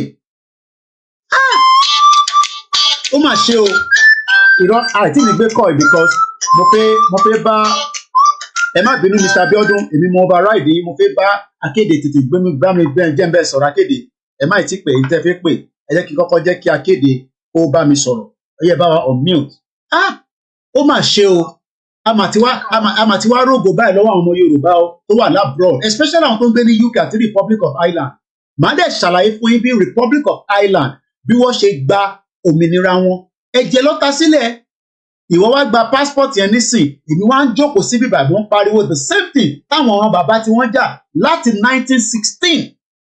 1916 mo dẹ̀ fẹ́ yọ kíní Ọbásanjọ́ ìkúrò lẹ́yìn mi bàbá òfò yìí because ó dàgbé bí ṣe ń wá kámẹ́rà ló ń gbé mi lọ sórí ẹ̀ but mo ń bọ̀ Mr. Kéde mo ti fẹ́ fún yín ní gbogbo ti Island yẹn but mo kàn fẹ́ kẹ́ ṣe máa wò lórí screen yìí a máa sọ̀rọ̀ lé lórí ọmọ Yorùbá ẹ máa wicked o ó mà ṣe o ó mà ṣe fáwọn àtàwà ní diaspora gan pé so ibi tẹ́lẹ̀ cap Yorùbá nation sí nìyẹn torí ẹ̀yin ti lè travel wọ Nàìjíríà nídìí visa ó mà ṣe o Ọlọ́run máa ṣèdájọ́ Ọlọ́run gbọ́dọ̀ ṣèdájọ́ gbogbo wa pátá gbogbo ìran Yorùbá tí kò fọwọ́ sọ̀rọ̀ ìrìn àjò yìí Ọlọ́run gbọ́dọ̀ ṣèdájọ́ gbogbo wa and I'll leave it like that for now ẹ bá ń gbóhùn sókè Mr. Kéde mo sọ̀rọ̀ ìgbọ̀n. Ẹ káàárọ̀ Mr. Big. Ẹ káàsán sá. Ètò ni ẹ. Ẹ ṣe rí àwọn ìyàwó tó wà níta. Opportunity ọ̀pọ̀lọpọ̀ ní ẹ̀sùn àìsàn. Ibi tẹ́ wà, tẹ́ ń gbé, tẹ́ ń lo owó, tẹ́ ń change sí náírà tẹ́ lérò pé owó bẹ̀rẹ̀ owó ẹ̀ ti wá lọ. Orí ọ̀fẹ́ lẹ nílẹ̀. Àmọ́ ṣe rí ẹni tí wọ́n ń tàn akọ̀ ló balẹ̀ ẹni tó ń tàn yìí ọ̀gbọ́n lójú ṣé wàá rí ẹni tó wá ń tanra ẹ̀ kò ní ká wá sọ ẹ̀yin tẹ́ wà nílé ẹ̀ ń tanra yín ẹ̀ tún wá ń sunkún ẹnìkan ò ṣe yín o ẹ̀yin lẹ̀ ń ṣe ra yín. Àwọn tí wọ́n ń tàn yìí tí wọ́n wà níta ọkùn orí wọn náà ní ẹ wọ́n rò pé wọ́n gbọ́jú ẹ̀yin tẹ́ wà nílé lọ. Lọ́jọ́ yìí tẹ wà nílé lọ, opportunity làwọn ní. Tó jẹ́ ká wà nìkan wà. Ẹ̀yin tẹ̀ wọ́n ń tanra yín, tẹ̀ tí wọ́n ń sunkún, ẹlẹ́bi ń pa yín, ẹ̀ ń sunkún síta pé yà ń jẹ yín, ẹ̀ lè mọ̀ kan tó ń ṣe yín bọ̀ ẹ̀ fẹ́ pọ̀, ẹ̀ fẹ́ gbára yín. Gbogbo àwọn tó wà lórí ìjọba lẹ́nu nílẹ̀ Nàìjíríà nílẹ̀ Yorùbá. Àwọn náà ti lògbà kan rí tí wọn ò jẹ́ nǹkan tó ayé.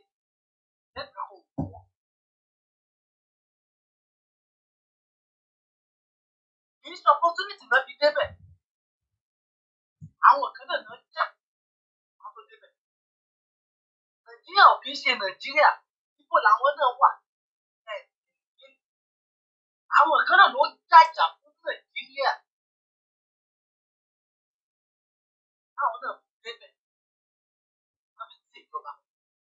Agbára táwọn wá ní agbára wọn wá tipátipá agbára wọn wá ń lò nílò wọn ti lu ayé tiwọn wọn lu ayé táwọn bàbá wa wọn tún wá dé lu táwọn ọmọ náà a lè tún fẹ́ lajú tẹ̀ máa wò. Nígbà wọn bá sọ nígbà nílé ni tí wọ́n jáde wọ́n mọ̀ bẹ̀rẹ̀ Nàìjíríà àwọn náà bàjẹ́ ti tó délé. Nàìjíríà lè máa ti rí olóṣèlú tó máa wà lórí ìjọba tá a ṣe tó ṣe fẹ́. A ṣe tó. Wọ́n tó bá wá kúrò bẹ́ẹ̀, á wá máa sọ̀rọ̀ sí ẹni pé ó nífẹ̀ẹ́ yìí.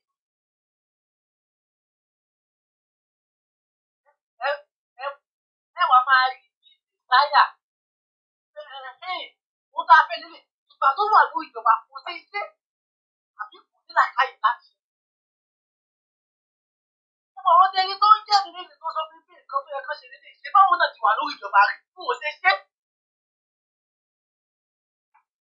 ló dí wọn lọ́wọ́ tí wọ́n fi ṣe?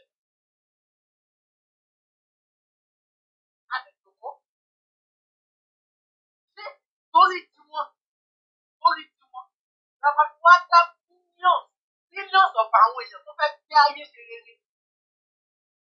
Ọlọ́run ò dá wa, Elédùmarè ò dá wa nílé ayé lásán. We have a purpose to be in this life.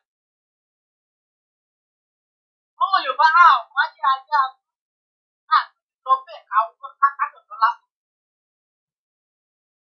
Àti tọ́lọ́pì Elédùmarè ti dá wa sórílẹ̀-èdè ayé. Àwọn ìkà, àwọn abayéjẹ́, àbàlújẹ́ kò fẹ́ kókò lẹ́ jáde. Tí wọ́n ló dé tà ṣe wá kàkó pé irọ́ torí èèyàn kan, torí ìdílé kan, àwọn akọ̀wé ọmọ Yorùbá sábẹ́ wọn, àwọn nìkan ló wà láyé. Táwọn nìkan ni wọ́n mọ̀ sí. Aṣèlémọ̀ aláwọ̀ wọn kan máa sọ̀rọ̀ fún wa. Wọ́n ba ayé jẹ́ tán. Ọmọ ọdún mélòó lọ bá sọjọ́? Ọdún mélòó ló kù tó máa rìn láyé? Ẹ wá fẹ́ kó sọ̀rọ̀ fún ọmọ 5 years tí ò tí ì máa yé kankan. Ẹ fẹ́ kó sọ̀rọ̀ fún ọmọ tí wọn ò tí ì jí nínú ayé kó tó ba ayé tiẹ̀ náà jẹ́. Àwa làjú alẹ̀ kí tá gbogbo wò. Ṣé ní kò sí kan tí ẹ lè ṣe ní Nàìjíríà tó lè mú ògùn Yorùbá padà? Mi ì tí ì rí irú nǹkan tẹ́ ẹ lè ṣe tó lè dá wa padà níbi tá a ti bọ̀. Gbogbo tó pariwo léyìí, ìtọ́sọ́nà ni, anything ni, wọ́n fẹ́ ṣe tí wọ́n fẹ́ ṣàwọn ní ilẹ̀ Yorùbá. Kò sí kan tá a lè ṣe tá a sì wà nínú Nàìjíríà yẹn tó lè dá wa padà láti dàbí ìgbà. Fẹ́ kọ́ Yorùbá lọ mọ̀ kan. Kò sí iye ìbò tẹ́ ẹ lè dì. Kò sí iye election tó lè ṣe. Kò sí iye aláwọ̀ tó lè wá láti wà nínú Nàìjíríà tó lè túlẹ̀ Yorùbá ṣe. Àwọn tá a rí tó ń sọ̀rọ̀ lé wọ́n fẹ́ fi àwọn wà rẹ̀ ní pàǹtí.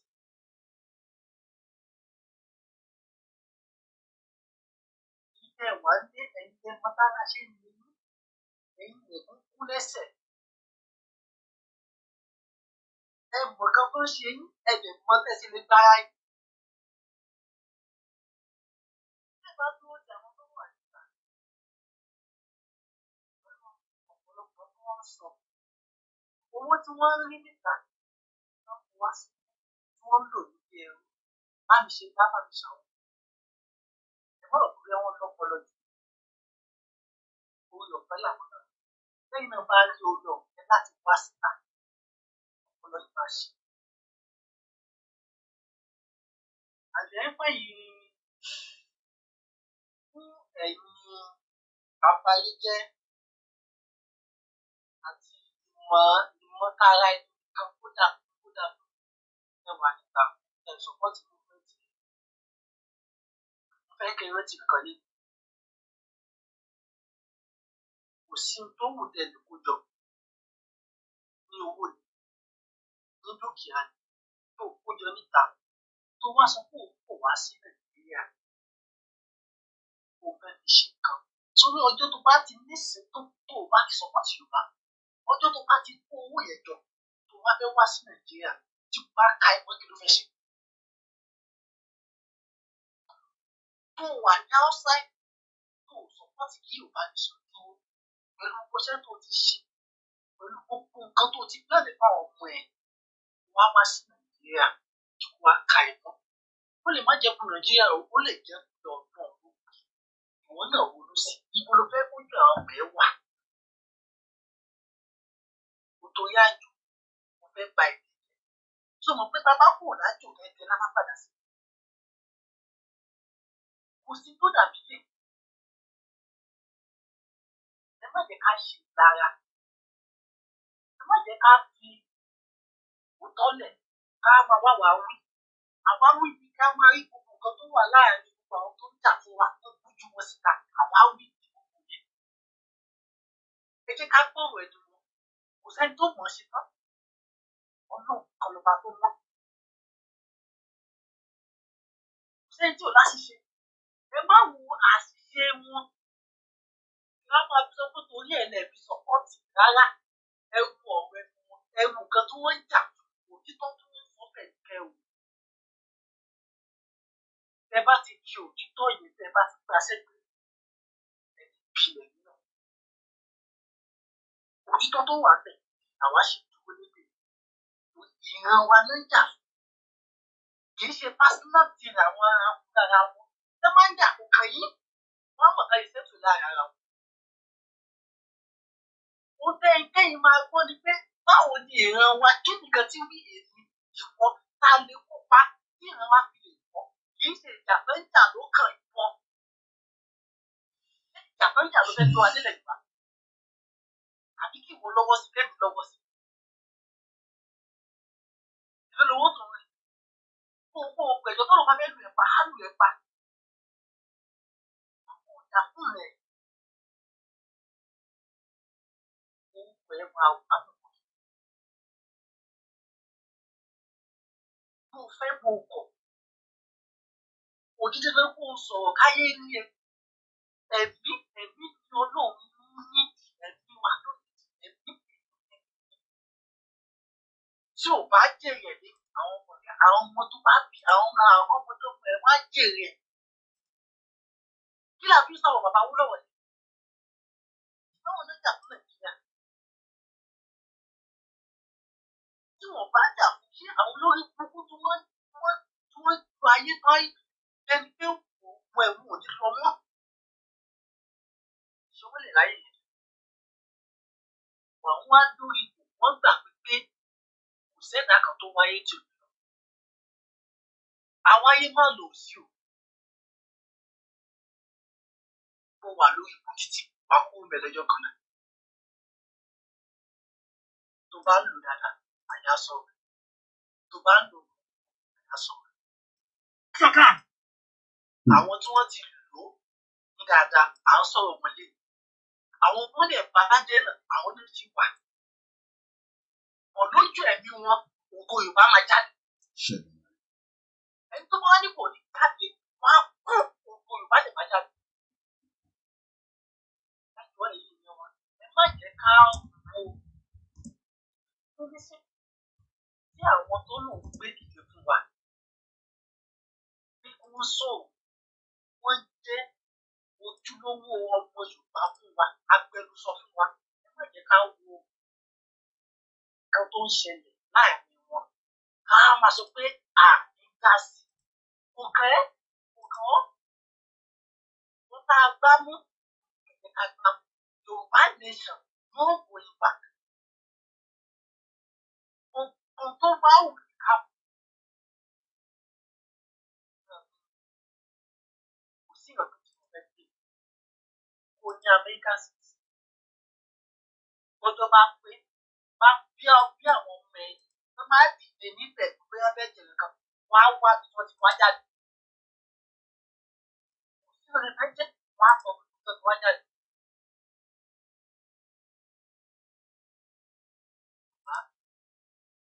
Yorùbá ẹ ká rẹ̀ peter ti wọ̀ ọ́. ẹ ṣe wọn sá. mo kí bàbá wa ṣe rí mo dúpẹ́ lọ́wọ́ akéde ó ní fídíò kan tí mo ṣẹ̀ rí ní sinmi pé padà Mr. Abiodun mo fẹ́ ká jọ wo fídíò yìí kò ń ṣe lẹ́nìí lẹ́yìn a máa rí round fídíò báyìí àmọ́ gbogbo ìgbà náà ni a ṣe ń bọ̀ lọ́dọ̀ ẹ̀yin ti Island tí ẹ̀ ń sọ fún wa pé ìjà wo ni wọ́n ń jà fún kí ni Ìgbòho ń jà fún gan ta ló bẹ̀ ń ṣẹ́ àmọ́ èyí ti gba Irish passport àbí bẹ́ẹ̀ kọ́ ó dùn mọ́ yín lọ́wọ́ bẹ́ẹ̀ ti gbàgbé pé àwọn kan ló jàjà yẹn ẹ jọ̀ọ́ ẹ̀yin èèyàn wa ẹ jẹ́ ká jọ wo fídíò yìí.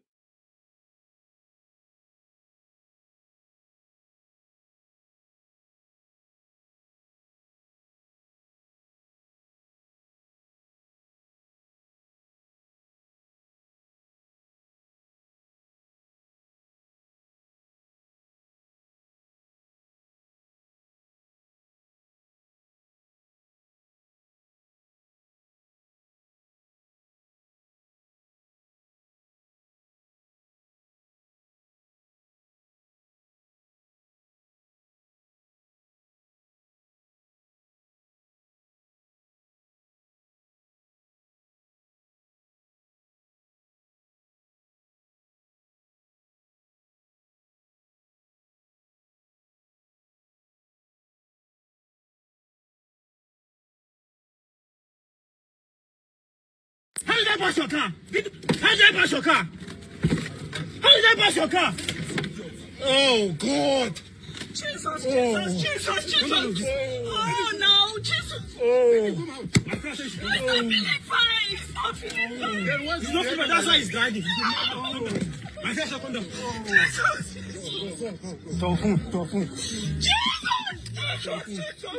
Jesus.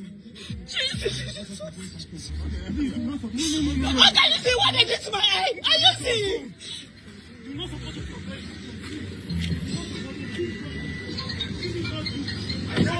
Jesus!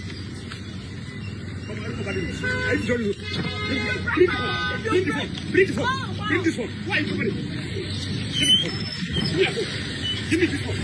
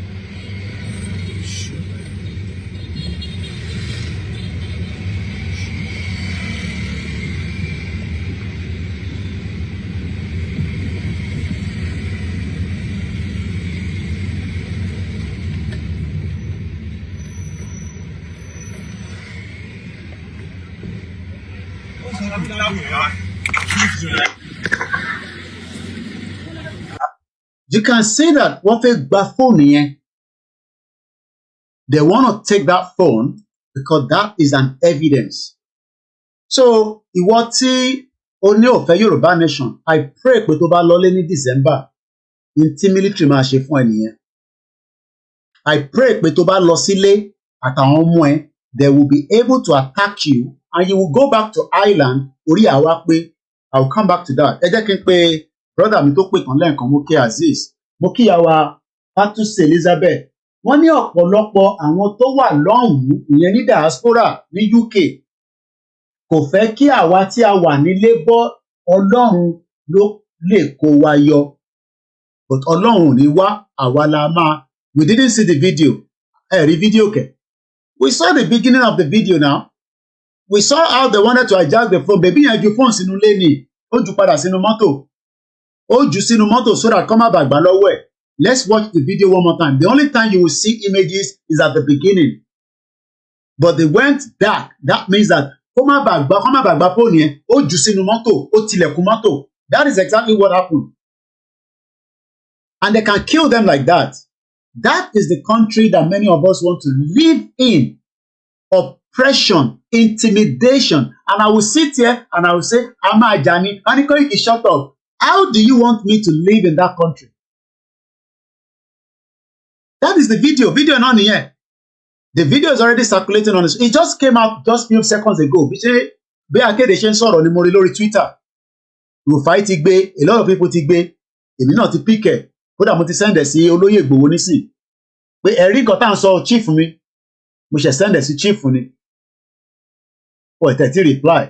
Mo ti send ẹ̀ sí chief. So ìyẹn mo ṣe ń sọ fáwọn èèyàn wa pé bẹ́ẹ̀ ni ẹ̀gbọ́n mi triple dr ẹ̀yin tẹ́ wà ní diaspora tẹ́ ń sọ pé ìtorí pé àwa Yorùbá nation ń bára wa jà and that's the reason why tẹ́ ṣe fẹ́ Yorùbá country. I pity you. Ẹ jẹ́ ká wo fídíò ẹ̀ lẹ́ẹ̀kan sí. Ẹ má bínú pé kò sí audio máa jáde nínú ẹ̀ sí. Ẹ jẹ́ ká jọ wò lẹ́ẹ̀kan sí. Ẹ jẹ́ mute mic mi. Mo kí Pastor Mo, mo kí Just Reason, mo kí Oladeji Michael. Whether they like it or not, Nigeria will soon tear to pieces. Ṣẹ̀rí àwọn tí wọ́n support the movement yìí, irú àwọn ilé ìbáyìí nísìn, they will have no option than to carry weapons. Ṣẹ̀rí wọ́n rò pé àwa Yorùbá nation la máa gbé weapon jáde. Nigerians will fight back. And I pray it happen today and I pray it happen tonight. But they are not fighting back yet because they are still having sympathy with Nigeria. And they see people like us as, you know, Mr. Biodun mo ti gbàgbé mo ní mo máa pè yín mo tún ti gbàgbé má bínú bàbá ti wà lórí ètò báyìí máa pè yín nísìn so bọ̀ ẹ jẹ́ ká jọ wo fídíò yẹn after ti call ní bá ti ṣe tán àwọn fídíò yẹn again hello caller ẹ ti wà lórí ètò sà. mo kí yẹn káàsán sá o.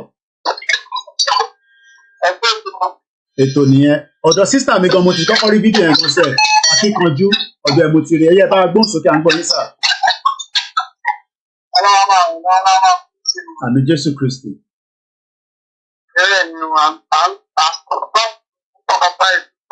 ẹ ṣe gan ni à ń play fídíò yẹn but audio ní jáde torí ẹni tó wà lórí call à ń gbọ́ yín sẹ ẹ máa sọ̀rọ̀ lọ.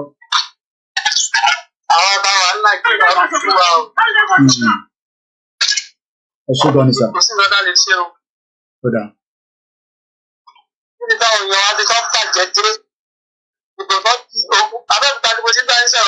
ok à ń gbọ́ yín sà.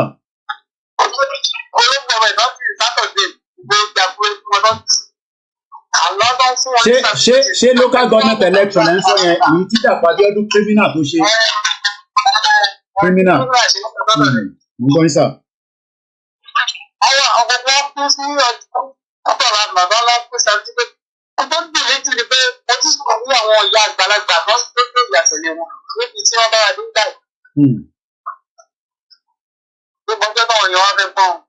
Okay.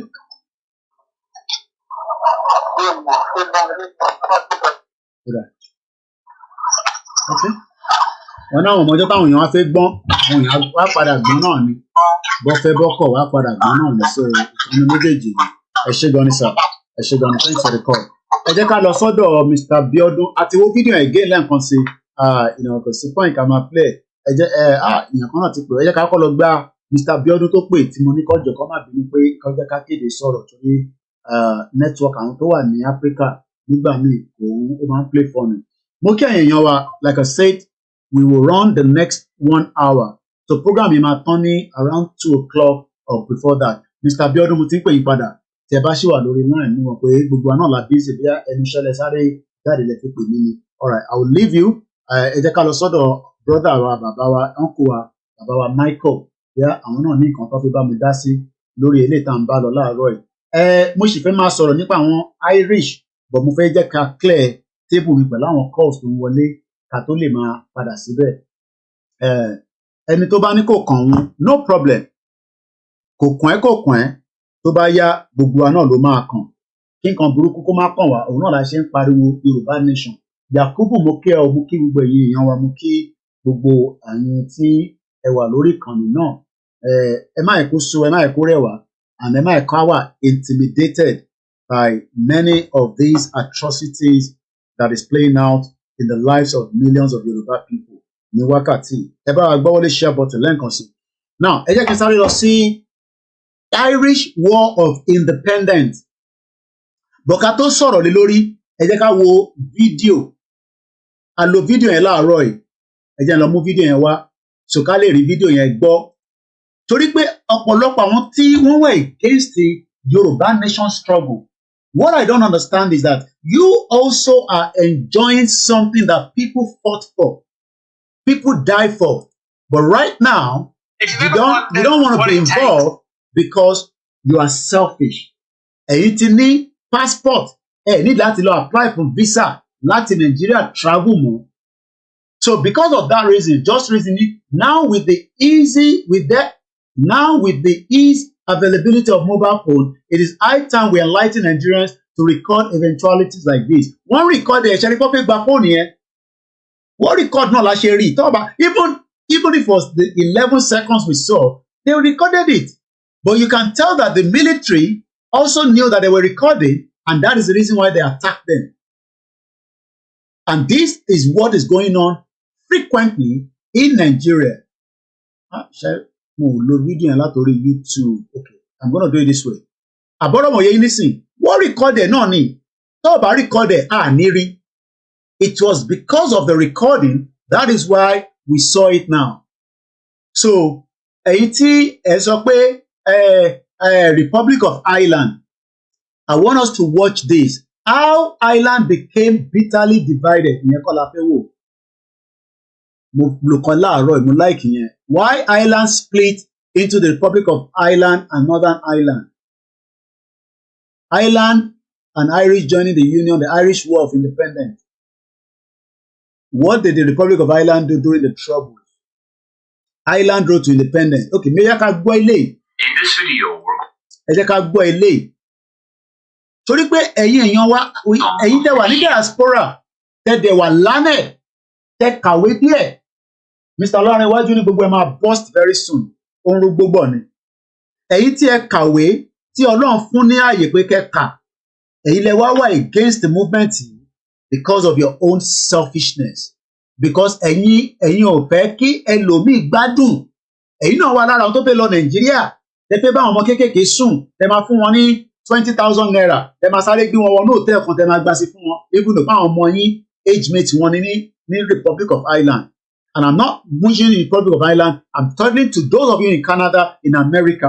Tẹ́ ẹ bá tẹ support wa, ẹ support wa pẹ̀lú àdúrà, ẹ support wa pẹ̀lú owó. Ẹ má tún wá máa fi àbùkù kan tá à ń ṣe kò dáa rárá. Òun ló worst jù kò dáa rárá. Tí ìgbà tẹni tó wà ní Amẹ́ríkà tó ń sọ fún wa pé Yorùbá nation wọn ló ń ṣe yẹn. Ẹ sọ fún wọn kó lọ jókòó síbi kan jàre. But ìwọ ọmọ bó ṣe dé Amẹ́ríkà náà, ó mú àlọ́ tó fi gbàwé. Ìkà mà ní Yorùbá yìí o. Ìkà nìyí. Ìkà nìyí. Mo dẹ̀ fẹ́ ṣépè, mo ń try láti restrict. Ó yẹ kí n bú èpè gidi fún gbogbo yín ni. But mo ò fẹ́ fún yín ní èpè. But ìkà nìyí. Ìkà ènìyàn nìyí. Ẹ bá mi gbóhùn sókè dáadé mi. Ìkà ènìyàn nìyí. Torí gbogbo àwọn yẹn wọn ò gbọ́n ni. Mo ń gbọ́ sà. Wọ́n bá gbọ́n wọn ní máa ṣe gbogbo ìsọkúsọ yẹn. Nǹkan tó ń bọ̀ ń sìn ojú wọn ò tí ì rí ni. Ọtí tó bá ṣẹlẹ̀. Ó mọ̀ pé nǹkan tó ṣẹlẹ̀ ní 1966 nígbà tó operation wet yẹn. Bẹ́ẹ̀ni sà. Ìdúlé tó ń pààyàn. Nǹkan tó fẹ́ rú gbúbọ̀ nìyẹn. Wọ́n máa gbọ́n aṣá kúrò náàfin. Wọn ò tí ì mọ nǹkan tó ń bọ̀. Jáfi wọ́n lẹ̀. Ká máa wo ibi tí ó ń lọ. 1966 nǹkan tó ń bọ̀ nǹkan tó rú gbúbọ̀ gangan òun ló ń bọ̀ yẹn. Ó mà ṣe o. Ẹ ṣe gan ni sà. Má sọ̀rọ̀ ń bá àwọn tó rí wọn ò pé yẹn. Ẹ ṣe gan ni pé má bá wọn sọ anything. Àti Ọbásanjọ́ àti gbogbo wọn ó máa rúgbó lọ́dọ̀ wọn. Ẹ ṣáà fi wọ́n lẹ̀. Ẹ ṣe gan ni sà. Mo kí gbogbo ẹ̀yin tẹ́ ti rìtáyà tẹ́ wà nù ilé tó yẹ kẹ́ ti padà sílé. Mo kí bàbá mi Benjamin Adumati. Mo ní mò ń bọ̀ wá kí yín láìpẹ́ láì jìnà. Bẹ́ẹ̀ bá kọ invitation letter náà ni mo máa dọ́dọ̀ yín. Torí kò ń ṣe gbogbo ala ní British passport. But n tí mò ń sọ láàárọ̀ yìí ni pé báwo lẹni tó wà ní diaspora òkè ẹ fẹ́ Nàìjíríà pé ẹ má tako dáwà tún gbé dání náà. Tẹ́ bá ní APC lẹ́ ń ṣe àbá yín jà. Ẹ ní right láti máa ṣèjọba lọ but àwa náà ní right láti béèrè fẹ́tọ̀ wa intan sọ nìyẹn. Má ṣe o. Kódà I'm trying just to make my mo fẹ́ kẹ́ emotion mi kó override tí mo fi sọ. Ẹ jẹ́ ká jọ wo bí Ireland tó ń pè ní Republic of Ireland ẹ jẹ́ ká tẹ̀ wo báwo ló ṣe gain independent wọn.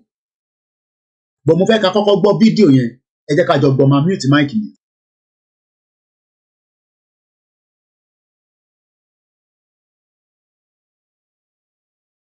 Events that took place on the road to Irish independence. I'm going to explain the Irish for these important historical moments, and along the way you're going to learn some Irish, but you're also going to learn a little bit about Star na HÉireann, the history of Ireland. Star na HÉireann.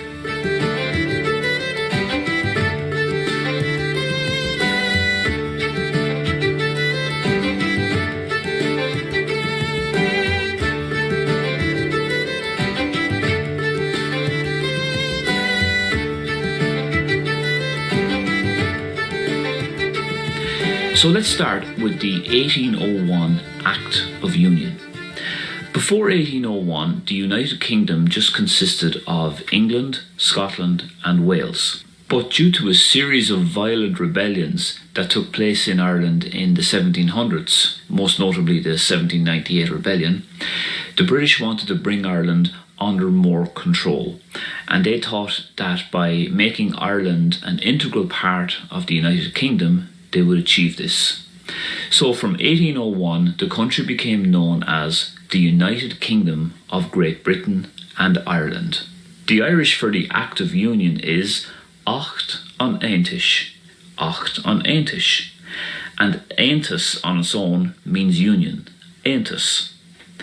Fuismacht means under control. Fuismacht. Next, let's look at the Great Famine. The Great Famine took place in Ireland from 1845 to 1850. This was caused by a fungus known as blight affecting the potato crop.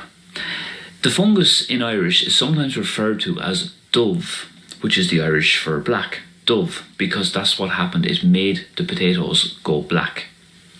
Over 1 million people died of starvation and disease, and a further million emigrated during this time. And many were forced to emigrate on coffin ships, as they were called. President Joe Biden made reference to this quite recently. When my great-grandfather got in a coffin ship in the Irish Sea, the expectation was he going to live long enough on that ship to get to the United States of America. But they left because of what the Brits had been doing. They were in real trouble. They didn't want to leave, but they had no choice.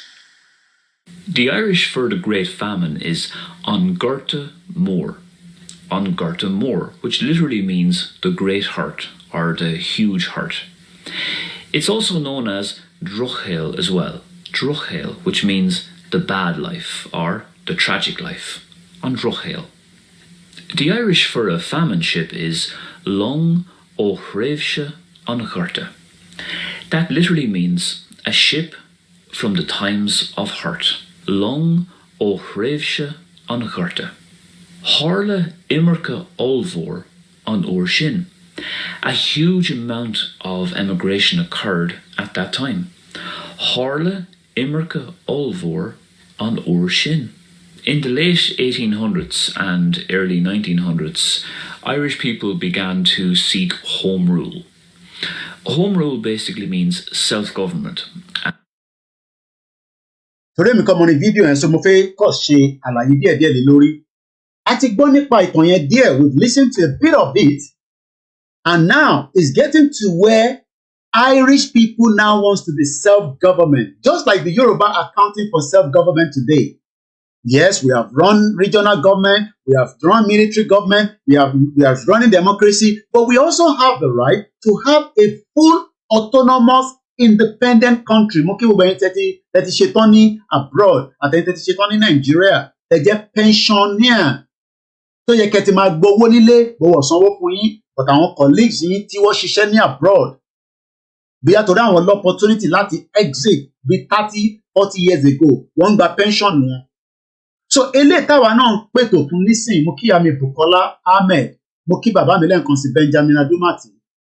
Wàrí Jìnàdù ní ó ga o, Northern Ireland and Ireland are two Irish separate countries with two separate governments, two different currency. Owó Belfast lélẹ́yìí, mo sọ fún yín, mo kí Ìyábọ̀bọ̀ àti Yetunde's Kitchen, mo kí Olúṣesí, mo kí Mr. Kúnlé, mo mà kí gbogbo ẹ̀yin tí ẹ bá wa ṣe gbogbo ayẹyẹ tí a wá ṣe ní Belfast.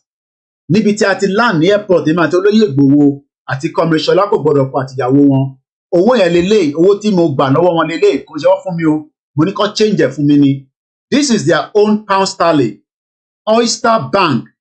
So èyí tẹ́ ẹ̀ sọ pé àfẹ́ rúbà tó bá dọjọ́ iwájú gbogbo rúbà yẹn náà ló sì máa di part of a private investment. Tolúkálukú máa wá either o fẹ́ ṣe sí o ò ṣe sí o, but just for you to secure your money lọ́ṣẹ́ ní kẹ́ lè máa fi síbẹ̀ díẹ̀díẹ̀, àní kẹ́ mú gbogbo owó yín kúrò nínú náírà. So báwo lọmọ Yorùbá ṣe wá jókòó síta tí a dẹ̀ ń sọ fún yín pé okay, báwo lè ṣe gba Irish passport ṣe history Irish rárá ni, torí mo mọ̀ pé ní UK kó tó gba passport wọ́n máa ní kó lọ kọ́ nípa history wọn, but nípa history tẹ́ kọ́ yẹn ẹ ti gbàgbé. Ẹ̀yin aláìda, ẹ̀yin ìkà, wicked people. Ṣáta ṣèbówó tó ń gbà lórí social media ni, tí bá wá ń gbowó lórí social media ńkọ́? At least mò ń jà fún kankan náà. So àwọn tó ń support wa wọ́n rí pé ìtagbédání ni ṣé ta ló yàtọ̀ èmi àwọn kan san gbowó lọ́wọ́ àwọn èèyàn nígbà tó ń ṣe APC, táwọn tó tẹ̀ ṣe APC ká tó bẹ̀rẹ̀ Yorùbá nation, gbogbo owó tán dáadáa result wo ló mú jáde ní Nàìjíríà? Why are we people like this? Báwo la ṣe jẹ́ tara wa nìkan là ń mọ̀? Torí ẹ̀yin wà comfortable, àwọn ọmọ yín wà ní school nísìn, so tí wọ́n bá pelé nísìn àwọn máa gbọ́ sound àwọn kéékèèké tó ń ta wóróbo kiri tó fi ń tọwọ́ bọ̀ wọ́n nídìí. Tẹ́lẹ̀ omi ò mọ ẹni tó lóyún fún. Ẹ fẹ́ system tó ṣiṣẹ́, system tá máa intimidate ara wa, ṣé ní island tẹ́yìn wá yẹn ṣé sójà náà yìí ṣé sójà máa hijack mọ́tò mọ́ yín lára a mọ̀ pé racism ṣì wà but wọ́n sì fún wa ní value and respect of dignity. A dẹ̀ ń tẹ̀lé ọ̀rọ̀ tí arákùnrin yìí sọ nípa ìtàn àwọn island. À ń follow in tó ń sọ pé nígbà tó dé stage kan àwọn náà fẹ́ dá dúró ìyẹn ló fẹ́ gbẹnulé nísìn pé àwọn náà fẹ́ gba self government wọn kò sí jà nínú ẹ̀ náà. Kí lẹ sọ sà bàbá mi Bòbóyè wọ́n ní Yorùbá must exit Nigeria either they like it or not. So ẹ̀yin kan wà níbi kan tẹ́ ṣe ń sọ pé Yorùbá nation kan ń ṣe yẹn ẹ̀yin náà I'm not talking to àwọn tó wà Nàìjíríà ẹ̀yin tẹ́ wà lábọ̀dì mò ń bá sọ̀rọ̀. How I mean yes a lè má agree on that same part but ẹ má disagree pẹ̀lú wa pé n tá à ń ṣe yẹn ó wrong kí lè ní ipò wrong ìlú tẹ́ wà yìí nísìn àwọn kan ló dúró kù náà even this UK gan tó ń sọ yìí. But why are we like this? Ìjọba ta ló mo kẹ́ in silent listener. Ẹ bá wa dá sọ̀rọ̀ tó wà ńlẹ̀ yìí torí pé tó bá ti dago méjì kó má yẹ pé gbà tí fẹ́ máa lọ lẹ́ máa pè mú nígbà fún wọn àdẹ̀ ní gbé kọ́ọ̀lù yín gbà ń lẹ́ máa ní Koiki àpè òpè wọlé ẹ̀dẹ̀ bá ṣe ní kíákíá torí a ti wà very press of time mo ti sọ̀rọ̀ ti island yẹn tán ẹ bá mute background ẹ Mr. Frank ẹ ń ṣàlejò tẹ bá ti gbé kọ́ọ̀lù yẹn bá mute torí ara ti fẹ́ máa pọn mí báyìí but mo ń restrict nítorí pé ó yẹ kí n ṣépè fún gbogbo ẹni diaspora lórí burúkú yẹn ni ìkànnì yìí náà ìkànnì yìí ìwọ ti ní passport island so ó fẹ́ káwa náà ní Yorùbá passport ó fẹ́ kẹ́lòmíì jẹ́ wicked people mo fẹ́ ṣépè ẹgbẹ́ òsókè ní kíákíá brother mi ara ń kan ní bàbá. èyí tẹ́ sọ yẹn náà ọ̀gbọ́dọ̀ á jẹ́ pé kí wọn lọ́kàn padà wípé mi ò mọ béèyàn ṣe fẹ́ tó jẹ́ pé èèyàn máa wà ní ayé tó máa ní ogún bàbá oníbàbà mo kí mọ̀ sí mẹ́ka bọ̀ mọ́. fẹ́ kú sí. tó jẹ́ pé nǹkan ní nǹkan ló fẹ́ kú sí. tó jẹ́ pé nǹkan tó jẹ́ ti tí wọn gbogbogbò tó jẹ́ ti àwọn ọmọ Yorùbá tó kì í mú wá. ṣé tọ́ba sọ wípé wọ́n da wọ́n sọ wípé kì èyí náà gbọ́n sí i. Wọ́n ń pariwo pé dáadáa Nàìjíríà gba fẹ́ ṣe gbá fẹ́ ṣàwọn fẹ́ ṣe gbá fẹ́ ṣàwọn. Kí ló ń jẹ́ Nàìjíríà? Bí wọ́n sọ nǹkan tó jẹ́ Nàìjíríà fún wa. Ní Fúlàní dúró ṣe, kí Yorùbá dúró, káwúsá dúró, kí Ìgbò dúró. A lè gbọ́ èdè ara wa, ó ti ní gbogbo wa síra wa, àwa òdì wa ń gbé papọ̀. Báwo la ṣe fẹ́ make progress nígbà tó ti gbà tó ti tí wọ́n jọ ń gbé papọ̀? Tó bá tẹ̀ tó jẹ́ pé o ti ni wọ́n ní sáìnì máa fi ṣe ọwọ́ eléyìí in fact wọ́n stable stability òun ni gbogbo wa gbogbo apátákà rẹ̀ ní Nàìjíríà yẹn a ní disability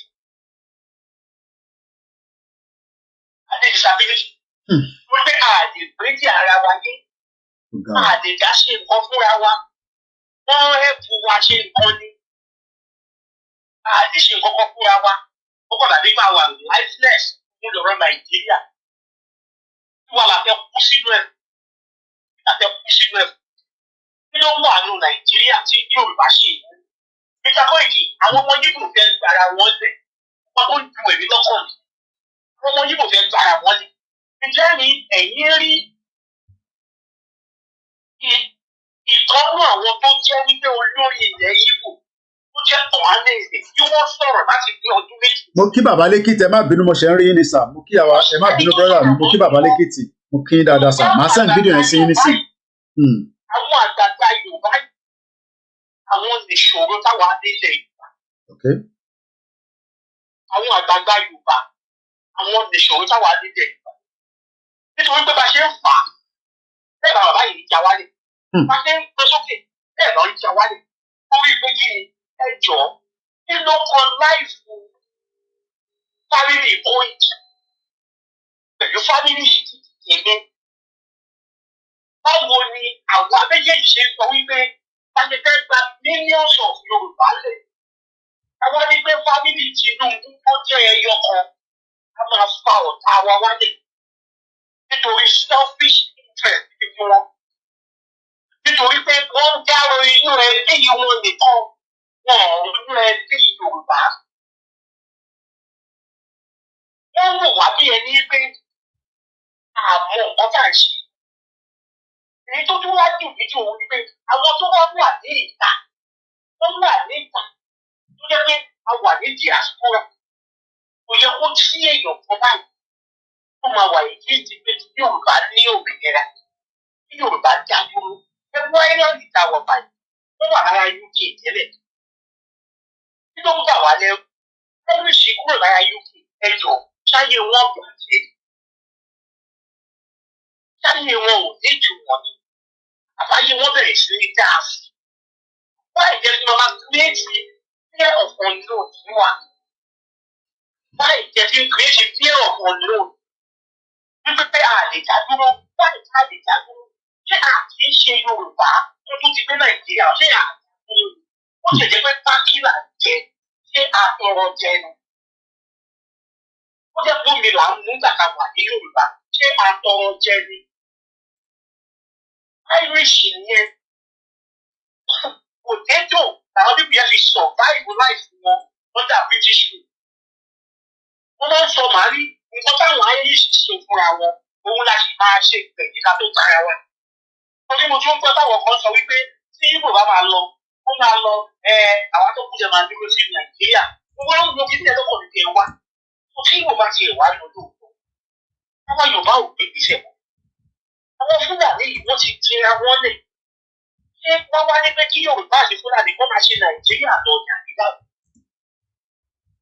ẹ̀sùn nínú gbogbo ẹ̀ wọ́n lè yàtọ̀ tó ń sọ̀rọ̀ yẹn àwọn tájọ wà ń bèbà ìdìbò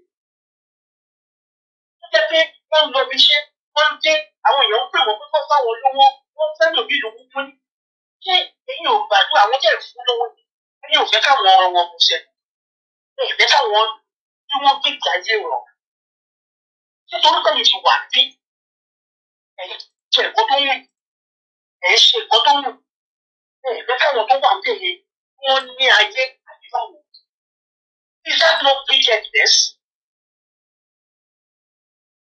ẹ ṣe wà happiness báyìí báyìí tó fi jẹ́ pé ẹ fẹ́ máa fún yàn ní ẹ fẹ́ kẹ́ níyẹn náà live better life because tílẹ̀ rẹ̀ bàbá dúró tọ́wọ́ bá jẹ́ one euro to one river ẹ jọ láwọn èèyàn wa ò ní kéèkì ayé wọn ṣé wọn ò ní lè lọ bí ṣàfihàn jẹ́ pé wọ́n lè wá ṣe one month nílùú ìbọn padà ó jẹ́ 90 days ni wọ́n á lò wọ́n padà kò sí àwọn South Africa ò kì í travel jáde ìlú wọn àwọn South Africa ò kì í jáde wọ́n bá jáde wọ́n lọ sọ nígbà wọ́n lè padà wọ́n jáde wọ́n lọ sọ nígbà wọ́n padà. ẹ ṣe gan bàbá wa torí àsìkò yìí. láwọn ọ̀rẹ́ tó jẹ́ pé South Africa ni wọ́n ájọ sign contract ni nígbà tá a ṣe play ball lọ sign contract nígbà tó máa di pé contract wọn bóyá ní 3 months ní nígbà pípọ́ láwọn ń padà lọ sí South Africa jáde wọ́n bá sí Europe wá play football láwọn ń padà lọ sí South Africa nígbà tó lọ́wọ́ play Orlando Pirates àwọn wà ẹ̀ Sunday kìíní kan làwọn wà wọ́n padà lọ because ẹ bá wo wọ́n wà pẹ̀lú family wọn wà wọ́n ṣe wọ́n pé bóyá owó pé yóò pọ̀ tó èyí tó fún wọn bíbá wọ́n ṣe wò pé àwọn ní gbogbo bẹ́ẹ̀ ṣe máa ní ìbò láì fi yín àwọn máa ní ìwẹ̀ mẹ́ta pẹ̀lú owó yẹn nígbà àwọn jẹ́ owó àwọn ẹ ṣe gan ni brother ṣe ń fi kí ẹ̀jú pé diaspora.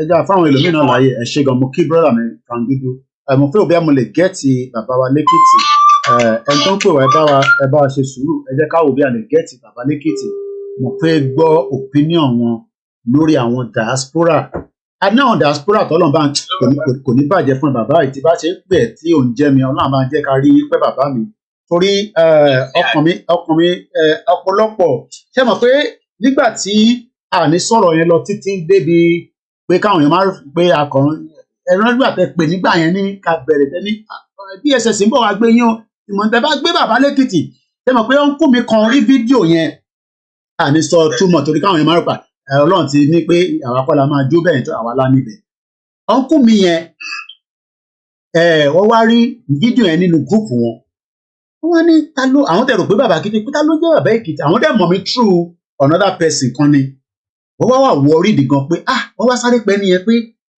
fídíò táwọn rí ó bá àwọn lẹ́rù gan o yẹn wá ní kò dẹ̀ wá rí bẹ́ẹ̀ pé wọ́n kọ́ ti ibi tó dùn bẹ́ẹ̀ ni ó ní kankan tó bá ọ̀rọ̀ dé bẹ́ẹ̀ olódà ṣe wá mọ̀ pọ́nkú mi yẹn wọ́n wá pé ẹni yẹn padà pé ọwọ́ á padà lọ bẹ̀rẹ̀ sí àwọn videos mi níta ti ṣe ọ̀pọ̀lọpọ̀ tí mo sọ ibi 3 years ago ni ilé lọ́wà ọ̀gá ńlá gidi ni wọ́n ní MTN bọ̀ mo lè sọ fún yín pé kọ́ tó kú wọ́n sọ fún ẹni tí mo mọ̀ yẹn pé a gbọ́dọ̀ stop ní tá à ń ṣe yìí o ọmọ Èkìtì ni wọ́n ti jáde láyé kódà wọ́n fẹ́ róòkù wọ́n padà jáde ẹ mọ̀ pé Yorùbá ní nǹkan gan wọ́n sọ fáwọn èèyàn pé kọ́ máa róòkù wọn bìkọ́ wọ́n mọ̀ pé iṣẹ́ àwọn kan nínú ọ́fíìsì wọn lẹ́yìn tí ọ̀gá gidi ni bọ̀ wọ́n ní kọ́ sọ fún mi kọ́ tó kú yẹn pé pé tí mo gbé dání yẹn ká má stop o ká má bá lọ ní o mo kàn bẹ́ẹ̀ kẹ́ lè rántí pé eléyìí tí mo wá fẹ́ mú jáde ẹni tí mo sọ yìí ó ní British passport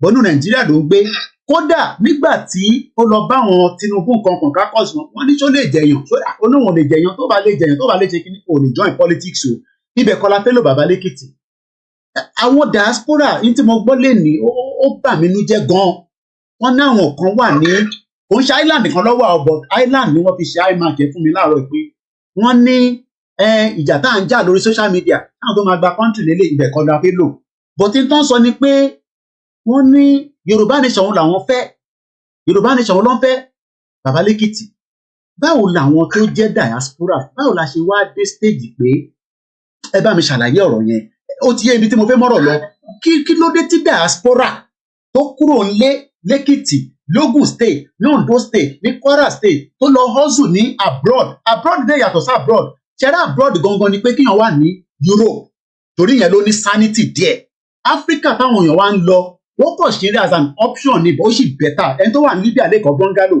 ẹni tó wà ní Nàìjíríà lọ but ẹni tó wà ní Europe ní UK ní Republic of Ireland ní Canada ní New Zealand tó ń ṣàwọn tí wọ́n ṣe dáadáa tó ń support wa o but àwọn tó wà against ẹ̀ bàbá lẹ́kìtì ẹ bá mi gbóhùn sókè. Mo kí gbogbo ọmọ Yorùbá ojúlówó ọmọ Yorùbá lèmi máa ń kí o àwọn ọmọ gidi àwọn tó máa dáa fún tí wọ́n dúró pé kí ìran àwọn ọmọ parun. Ṣé rí ọ̀rọ̀ Yorùbá pé ní ọ̀dọ̀ wa ń bíbà yìí a máa rí Ìbàdàn gẹ́gẹ́ bí ìlú òyìnbó gẹ́gẹ́ bí London wa àbí Èkó tá a bá wá rí ẹni tó jáde láti Èkìtì tó dèkó bóyá oṣù mẹ́fà ló lò bẹ́ẹ̀ tó padà dé tó wá mẹ́ra wọn ní àádékòdèrè tó gbàgbé ilé those people wọ́n ti dé lóyìnbó wọ́n ti gbàgbé orísun wọn ni tẹ́ bá dẹ̀ wo ọpọlọ wọn dáadáa tẹ́ bá wo ẹ̀jẹ̀ wọn ẹ̀jẹ̀ Fúlàní bẹ́ẹ̀ they are not real Yorùbá nígbà tí everybody mọ̀ pé Yorùbá ń bleed lọ́wọ́ pé the only way to survive ni pé kí ìran Yorùbá kájá dúró ẹbí wọn léèrè ṣé tí ìlú bá dára ṣé wọn lọ tẹ̀dó sí Ireland Republic of Ireland mo sọ ní ìgbà kan rí second boy ìyá mi ẹ̀mẹ́rin ọ̀tọ̀ọ̀tọ̀ ló win ní scholarship lọ sí Germany tó lóun lọ tọrọ bí bẹ́ẹ̀ ó ní kí ló wà Germany tí ò sí ilé nígbà tí iṣẹ́ wà tí eku ké bí eku tí ẹyẹ ké bí ẹyẹ tí ọmọ ènìyàn fọ̀n bí ọmọ ènìyàn ṣùgbọ́n lóde òní everybody want to japas wọ́n dẹ̀ ń ba ìlú jẹ́ ni wọ́n fẹ́ kí ilẹ̀ Yorùbá ó di ahoro kí Fúlàní lè take over so majority àwọn tó wà nínú òyìnbó yẹn sà tẹ́ ẹ bá wádìí wọn okó ọmọ àlè náà fi bí wọn ẹ má dẹ̀ gbàgbé nínú ọ̀rọ̀ Yorùbá ni wọ́n ní ìwà ní máa ń sọ máa dẹrú ìwà náà lẹ́tọ́ ló tún máa ń sọ ẹrú dọmọ ẹ bá wò wọ́n dáadáa wọn ní bíbí ire torí ẹni bá ní bíbí ire ó tó ṣẹlẹ̀ ní ilẹ̀ Yorùbá lénìí he will never support it ẹni bá ní bíbí ire bí ìran Yorùbá ṣe máa kúrò nínú ìgbèkùn ló máa wò I have list in my answer èyí àwọn ọmọ ológo tí Nàìjíríà ti pa ẹ̀ka lọ́sẹ̀ ìpalọ́ láìpẹ́ yìí lágbájá former chief of army staff ó ṣe ó dìgbà tó bá kàn wọ́n nìkan tó mọ̀ pé ewu ń bẹ lóko náà Nàìjíríà so those people sà ẹ má jẹ́ ká wò wọ́n ẹ má jẹ́ ká rí títí wọ́n gbọ́ ẹlòmíì rọ́pò ó ti arrive ní tó wálé ayé ọwọ́ ti tó ṣùgbọ́n ìgbẹ̀yìn ló máa yí olóko àdá wọn sí ìkà ni wọ́n they are wicked irú àwọn yẹn náà ló máa sọ pé bámúbámú ni mo yó mi ò mọ̀ pé bí ọmọ ẹnì kọ̀ọ̀kan irú wọn là ń pè pé mo ti gòkè odò bábárábá lè dákódá irú àwọn tó bá wà tó lórí ọ̀fẹ́ àti wà nílùú òyìnbó wọ́n máa ń sọ wípé ẹ wo ní ìkórìtà tá a wáyé o ẹ̀mẹ́bí bá pamọ́ ẹnìkan kò kàn mí o. irú wọn tó ti bùtọ́ ẹ ló wà ní aláàbí tó tọ̀ sọ́kùsọ yẹn sà àwọn ló pọn mi tó tán rú omi. ṣé gbọ́ mi sà? Àgbọ̀yé. ìyànà mi ní èrè Yorùbá torí ní ìkórìtà tá a wà yìí sà ẹni tó bá jẹ́ ọmọ Yorùbá gidi ò lè sọ wípé kí ìran Yorùbá ó sì dúró nínú Nàìjíríà bí mo ṣe bá yín sọ̀rọ̀ sà ní àná wọ́n sì kidnap èèyàn lákùrẹ́ ní Àkúrẹ́ Fúlàní sì kidnap èèyàn ní Àkúrẹ́. Now kò sí ọ̀nà from one town to another town ní ilẹ̀ Yorùbá ń sì yé tí ẹ bá ń travel tí mọ́tò yóò bá wà òkè ẹ̀yà má lọ. ẹ gbẹ́dọ̀ wá mọ́tò bí ẹni tó rí ẹ ti fọ́ bí orí ẹ ti dàrú. tẹ bá slow tẹ bá lẹ́ẹ̀ fẹ́ ṣe fàájì lọ́nà ẹ̀dẹ̀nà Fúlàní nìyẹn in our own land. gbogbo àwọn iṣẹ́ rere tí àwọn bàbá wa ti ṣe é lẹ̀sà tó yẹ káwa máa jèrè ẹ̀ lẹ́ni òòdà. ẹ bá bí irú àwọn yẹn léèrè kékeré ló mú wọn dẹni tó travel out. ìlú táwọn àjẹ ilẹ̀ Yorùbá ń yá wọn lówó tẹ́lẹ̀ ní 1950s in 50s. ìlú táwọn àjẹ England táwọn àjẹ bàbá mi Koiki ìtẹ́jú ọdún mímọ̀ fún wa pé àwọn bàbá wa Awólọ́wọ̀ ń yá wọn lówó. ọlá Yorùbá wá padà ń lọ sí ẹ̀yìn àwọn kẹ́tẹ́ ń jubilate. mo wo fídíò kan sà Fúlàní dẹ̀ ń dóko ènìyàn wọ́n dẹ̀ di ẹni yẹn mọ́gi pẹ̀lú AK-47 wọ́n ní kó máa dúpẹ́ lọ́wọ́ Ọlọ́run pé àwọn òfẹ́ pa ni o wọ́n dẹ̀ dé mọ́gi wọ́n dẹ̀ ń dóko wọ́n dẹ̀ kó màálù bíi more than 5,000 wọ́n dẹ̀ fi ń dóko ẹ̀. irú àwọn yẹn ìkà ni wọ́n ẹ máa wo ìgbẹ̀yìn wọn ẹ má jẹ́ ká wo tàwọn yẹn ìkà ni wọ́n. That is why you see Jerisa anybody in Yoruba land that say that they have vision. He want to join Nigerian politician. He want to play politics in Nigeria. Agobani, Ayakilani, Olebeni, including the Tinubus. Okuku wa papopo wa. Oleni. An fojú alẹ́ wọn tó fi ń ba iná Yorùbá jẹ́.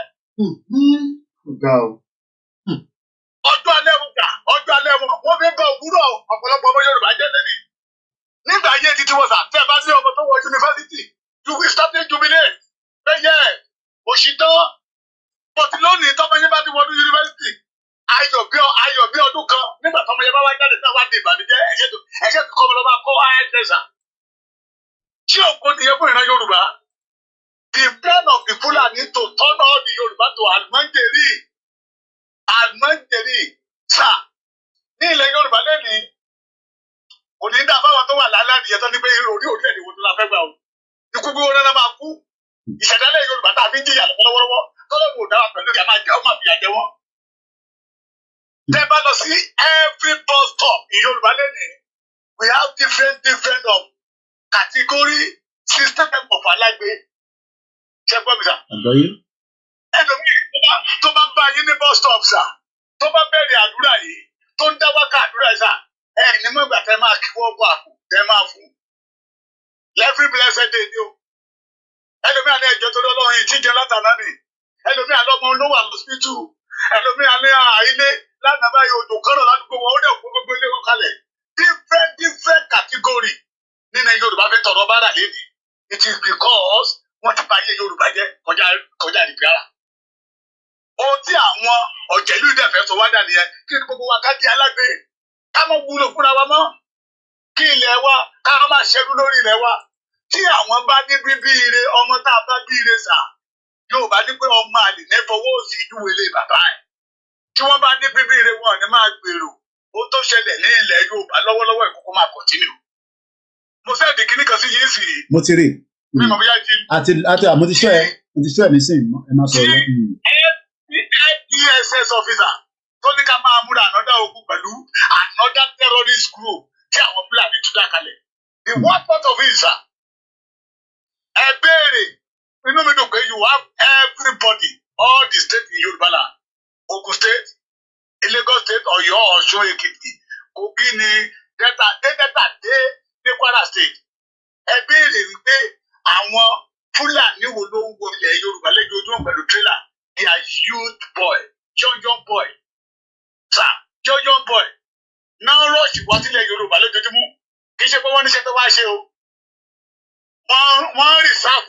ilẹ̀ wa ni nígbà tó bá máa sọ pé ó yá tí wíṣù yẹn máa jáde they will start taking the Yorùbá. Assignment àwọn bàbá wa ni that is why you will see the Fulani tọ́mọ wọn bá ṣe nǹkan kan wọn á ràgàbọ̀ wọn kọ́ báyìí but àwọn àgbà òṣì àwọn wèrè Olúṣẹ́gun Ọ̀ṣọ́bà Bísí Àkàndé Gbẹ́gbẹ́ga Daniel Fáyọ̀ṣe Fáyẹmí tí ìgbẹ̀yìn wọn ò lè dára tí ẹni tí bá ṣẹlẹ̀ péré fọ́mọ Yorùbá they will expose it. They are not ready to fight for the Yorùbá but they want to gain for the Yorùbá. So irú wọn ló wà ní island yẹn sà tí wọ́n ti gbàgbé ilé tí wọ́n ti gbàgbé orísun wọn. Bíbí Yorùbá náà sọ wípé ọmọ tó bá gbàgbé orísun ẹ̀ á gbẹ wọ́n máa gbẹ lójijì ni. God bless you sir. Mo kí bàbá wa lẹ́kìtì ẹja lọ sọ́dọ̀ ìjọba ìtàló mo ní 3 hours la máa lò I have 20 minutes mo dẹ̀ fi make sure pé mo kí gbogbo èèyàn wa dáadáa. Arẹwà kíkanjú ọ̀dẹ mo ti rí ibi tí sójà ti ń nàyàn tí mo sáré gbé wá sórí mídíà táwọn èèyàn rẹ̀ ti rí. Ẹni tó bá ti rí fídíò yẹn ẹ lọ sórí Twitter wa ó ti wà níbẹ̀. Ẹ bá wa follow Arẹwà kíkanjú ní kíákíá brother mi torí 20 minutes ni mo ní ẹlẹ́wọ̀n pé aago la fi ń ṣiṣẹ́ nílùú òyìnbó lọ́nà yìí náà wà. A dẹ̀ ti ṣe program 2 hours 3 hours là ń ṣe lọ́yìn ó di 5 hours tí bá lọ faṣẹ́ náà 5 hours yẹn wá sì san 60 pounds fún mi. Ẹ bá ń gbóhùn sókè brother mi ìjọba ìtàló. Ẹ ṣe gan ni sà. Adúpẹ́ fẹ́lẹ́ dùn mọ́ àwọn ni ẹ sàn.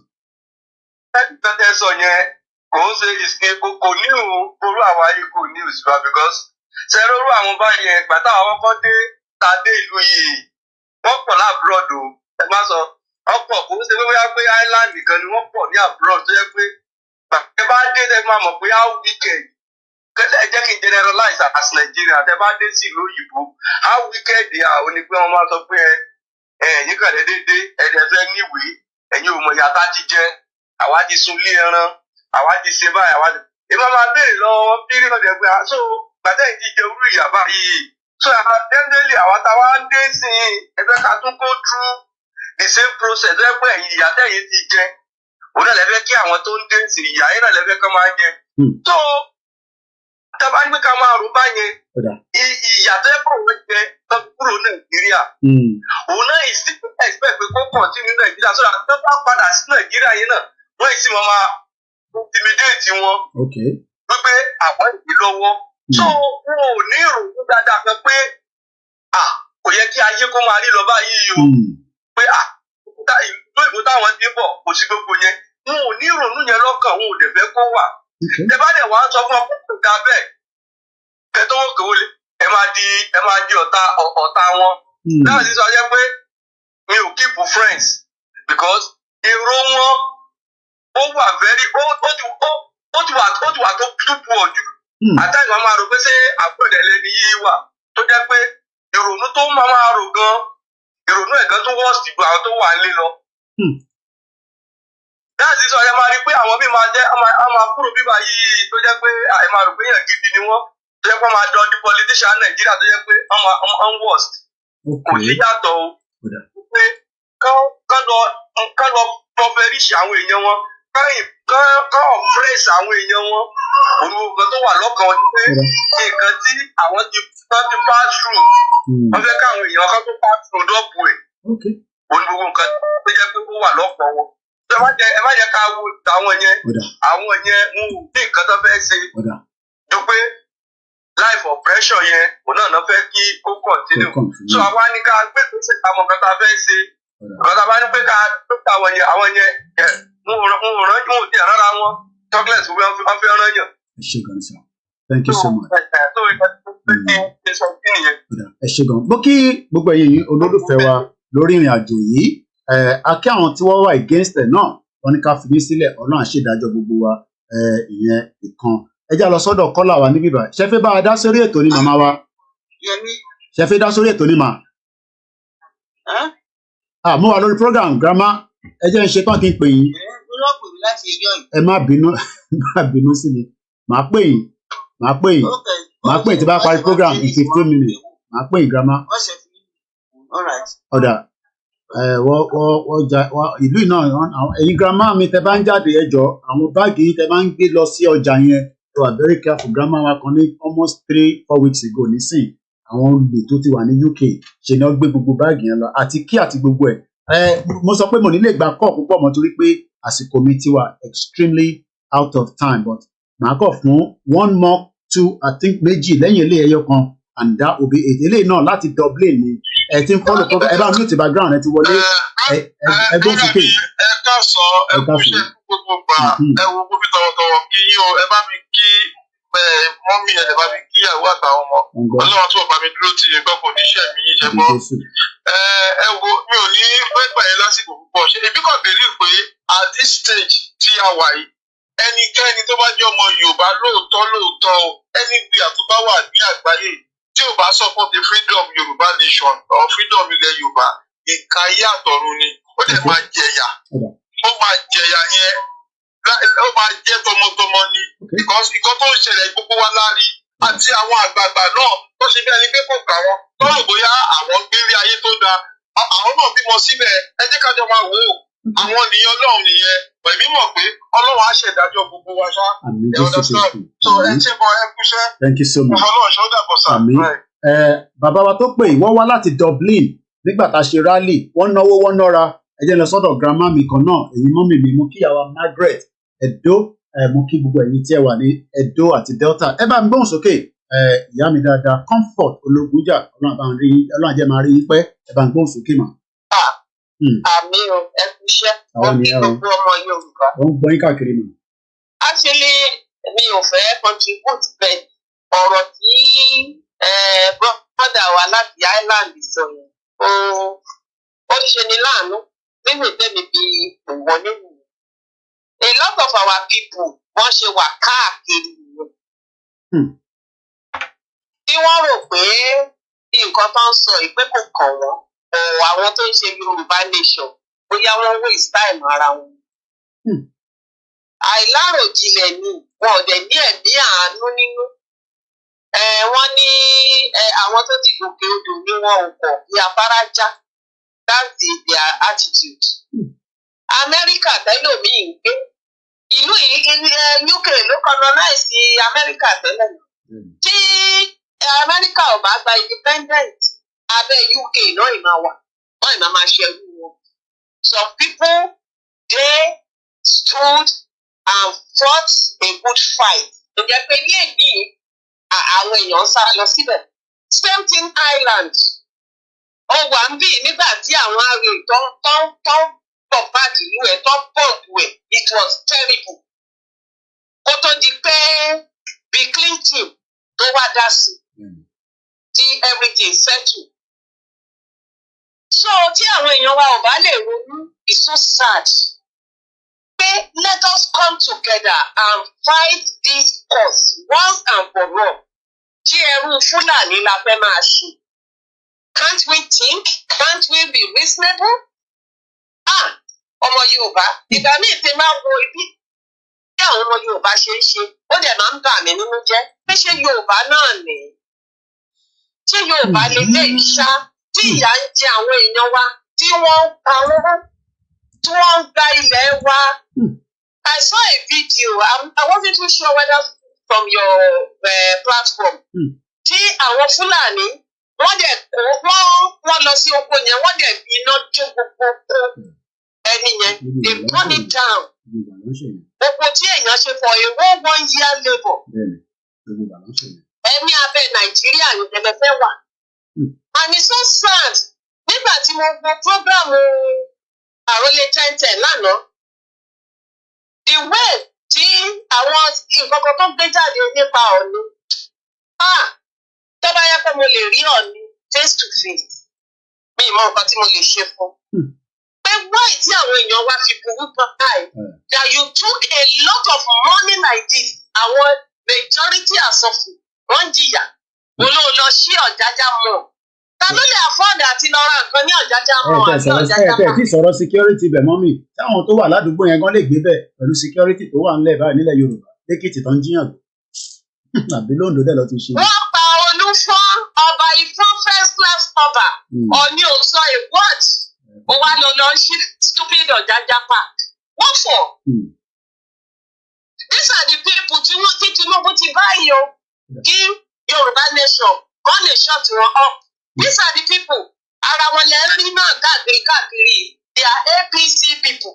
They are the people fighting against Yoruba Nation movement. Ogun yìí kì í ṣe ogun èèyàn kan, ogun everybody ni. Tí àwọn kan máa rò pé kò kàn wọ́n, ó máa kan ara lé wọn. And little by little, Yorùbá ti ń sọnù. Yorùbá ń sọnù. Okay, irú àwọn ọmọ tàbí síbí ìsìn. Can you just take your child now? Pé bóyá ká máa lọ ní. Wọ́n sọ fún ẹ pé mọ́, I'm sorry, I'm not going. I'm a British. Ṣé àti ọgọ báyìí? Yorùbá ti sọnù káàkiri. How are we going to go back to our land to be Yorubas? These are the concerns. These are what people are looking at. Irú bàbá Akíntóyè, irú Ìgbòho, and you yourself and myself. Pé ṣé Yorùbá kíkí Yorùbá máa parun? This is our concern. Kí àwọn èèyàn wá reason. Wọ́n ṣe agbárí wọn. Wọ́n recycle brain wọn pé we are fighting for Yorùbá, our nation. Kí ìran wa kó máa parun. Kí Fúlàní kó máa overrun Yorùbá bí wọ́n ṣe overrun Hausa. This is our crime. People should reason. Please, you should stop against the Yoruba movement or laughing. Ìran wọn agbárí wọn náà fi no mock. Not the people that are fighting the cause. Torí later on, wọ́n á rí nǹkan tó ṣẹlẹ̀. And I believe pé Yorùbá ò ní parun. That's my prayer every day. Ọlọ́run á dẹ̀ ràn wá lọ́wọ́. Ọ̀rọ̀ ẹ̀ wà tọ́jú. Mo dúpẹ́ lọ́wọ́ gbogbo ẹ̀yin èèyàn wa. Àwa ò ní ṣépè fún wọn.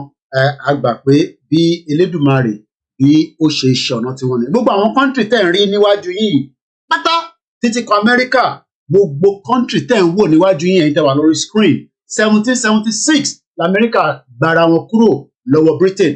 Ṣé fẹ́ bá wa dá sí program yẹn náà lágbà ní kíákíá torí àsìkò mi ti lọ gan. Ẹ bá mi sáré ṣe ní kíákíá ṣe fẹ́ dá sí program yẹn ni. Ẹ kú ètò ẹ kúṣẹ́. Ẹ̀gbọ́n sókè sà. Inú mi dùn sí gbogbo kọ́mẹ́ntì àwọn èèyàn ń wá látẹ̀kùn. Ṣùgbọ́n nǹkan tí mo kàn rí tí mo fẹ́ sọ ń bẹ̀ ni pé Ọlọ́run á ràn wá lọ́wọ́. Àwọn ọmọ àlè yẹn wọn ò fẹ́ kí nǹkan kan yọrí sí eré ní gbogbo ìrìn àjò tá a máa bọ̀ látijọ́ yìí. So nǹkan tá a lè ṣe bíi pé bó ṣe ń wù mí bíi bó ṣe rí lára mi bíi pé ká tètè gbéra ní kíákíá ká mọ̀ nǹkan tá a fẹ́ ṣe bó já máa da gbogbo ẹ̀rú ní kí gbogbo ẹ̀ tètè yanjú. Torí nǹkan tó ń bọ̀ ní ọdún tá a fẹ́ wọ̀ yìí èjè bí ebi ń pa wọ́n sì náà ń parọ́. Nǹkan tójú wọn máa rí lọ́dún tá a fẹ́ wọ̀ yìí bàbá. Wọn ò ní mo tán máa ságbà ni o. Wọ́n máa rí eré wọn ò ní lè sáré ni o. Nǹkan tí wọ́n máa rí lọ́dún tá a fẹ́ wọ̀ yìí akọjá agbára wọn. Àmín pẹ̀lú àkọ́ àmọ́ ṣe ẹ̀ṣẹ̀gàn ni. Mo nífẹ̀ẹ́ gbogbo yín tí ẹ bá mi dá sí ẹ̀ṣẹ̀gàn brọ́dà mi má bínú pé mo kàn yín lójú. Àsìkò mi ti lọ ó ti lọ gan ni. Ó dá bàbá Èkìtì fi bá wa. Ìyá kíákíá bàbá Èkìtì ẹnu pa gó la fi ń ṣiṣẹ́ nílùú yìí. Ó yá kíákíá a ní 1 minute tó kù ẹjọ́. Mo kàn fẹ́ bẹ̀ àwọn ènìyàn wa ni. Wọ́n ń gbọ́ yín. Kájọ Ọlọ́run. Ká má torí àwọn ọmọ àlè tó ń sọ̀rọ̀ lọ́wọ́. Ọmọ àlè yẹ kí iṣẹ́ aláàdé nìkan ló wà o. Ó wà l'Amẹ́ríkà. Ẹ̀mí iye wọn tó máa gbọ́ Amẹ́ríkà tá a máa fún mi lépè pé àìníṣẹ́ ló ń dà mí láàmú. Ó wà ní Canada tá a máa fi ń gbé mi ṣépè láàárọ̀ kùtù. Wàá ṣe program kan wàá lọ́sàn-án wàá ṣe program lálẹ́. Báyìí náà àti àjọ ń ṣe wọ́n náà ń tọrọ owó náà ni wọ́n náà ń tọrọ owó lórí social media wọ́n ṣe rí nìyẹn wọ́n náà kó ṣàánú. Tá a bá tọrọ owó wọnú òmìnira wa lọ ó bẹ́tà ká tọrọ owó ó bẹ́tà jù ká tọrọ owó wọnú ìwò ẹrú lọ. Mo bẹ̀ ẹ̀yin tẹ́ ojúlówó ọmọ Yorùbá ojúlówó ọmọ Ẹ̀gbádò lógo state ní gbogbo ilẹ̀ Yorùbá pátápátá ẹ jọ̀ọ́ ẹ má ro tàwọn ọmọ àlè yẹn. We the Yoruba we are bleeding. We are bleeding. Ẹgbẹ́ àròtẹ̀ ní ọ̀la ní ká ẹgbẹ́ kárò. And I want everybody to know sir pé lára dictionary àwọn bàbá wa wọ́n ní ènìyàn péréte ní ìṣèlú. Ẹgbẹ́ káròtẹ̀ ẹ bá wa bí àwọn ẹgbẹ́ kámọ́rò ti àwọn àríjẹ nídìí ìmọ̀dàrú.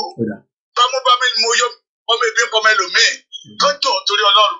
Yóò rí wípé nínú Nàìjíríà Yorùbá ò ní ọjọ́ ọ̀la.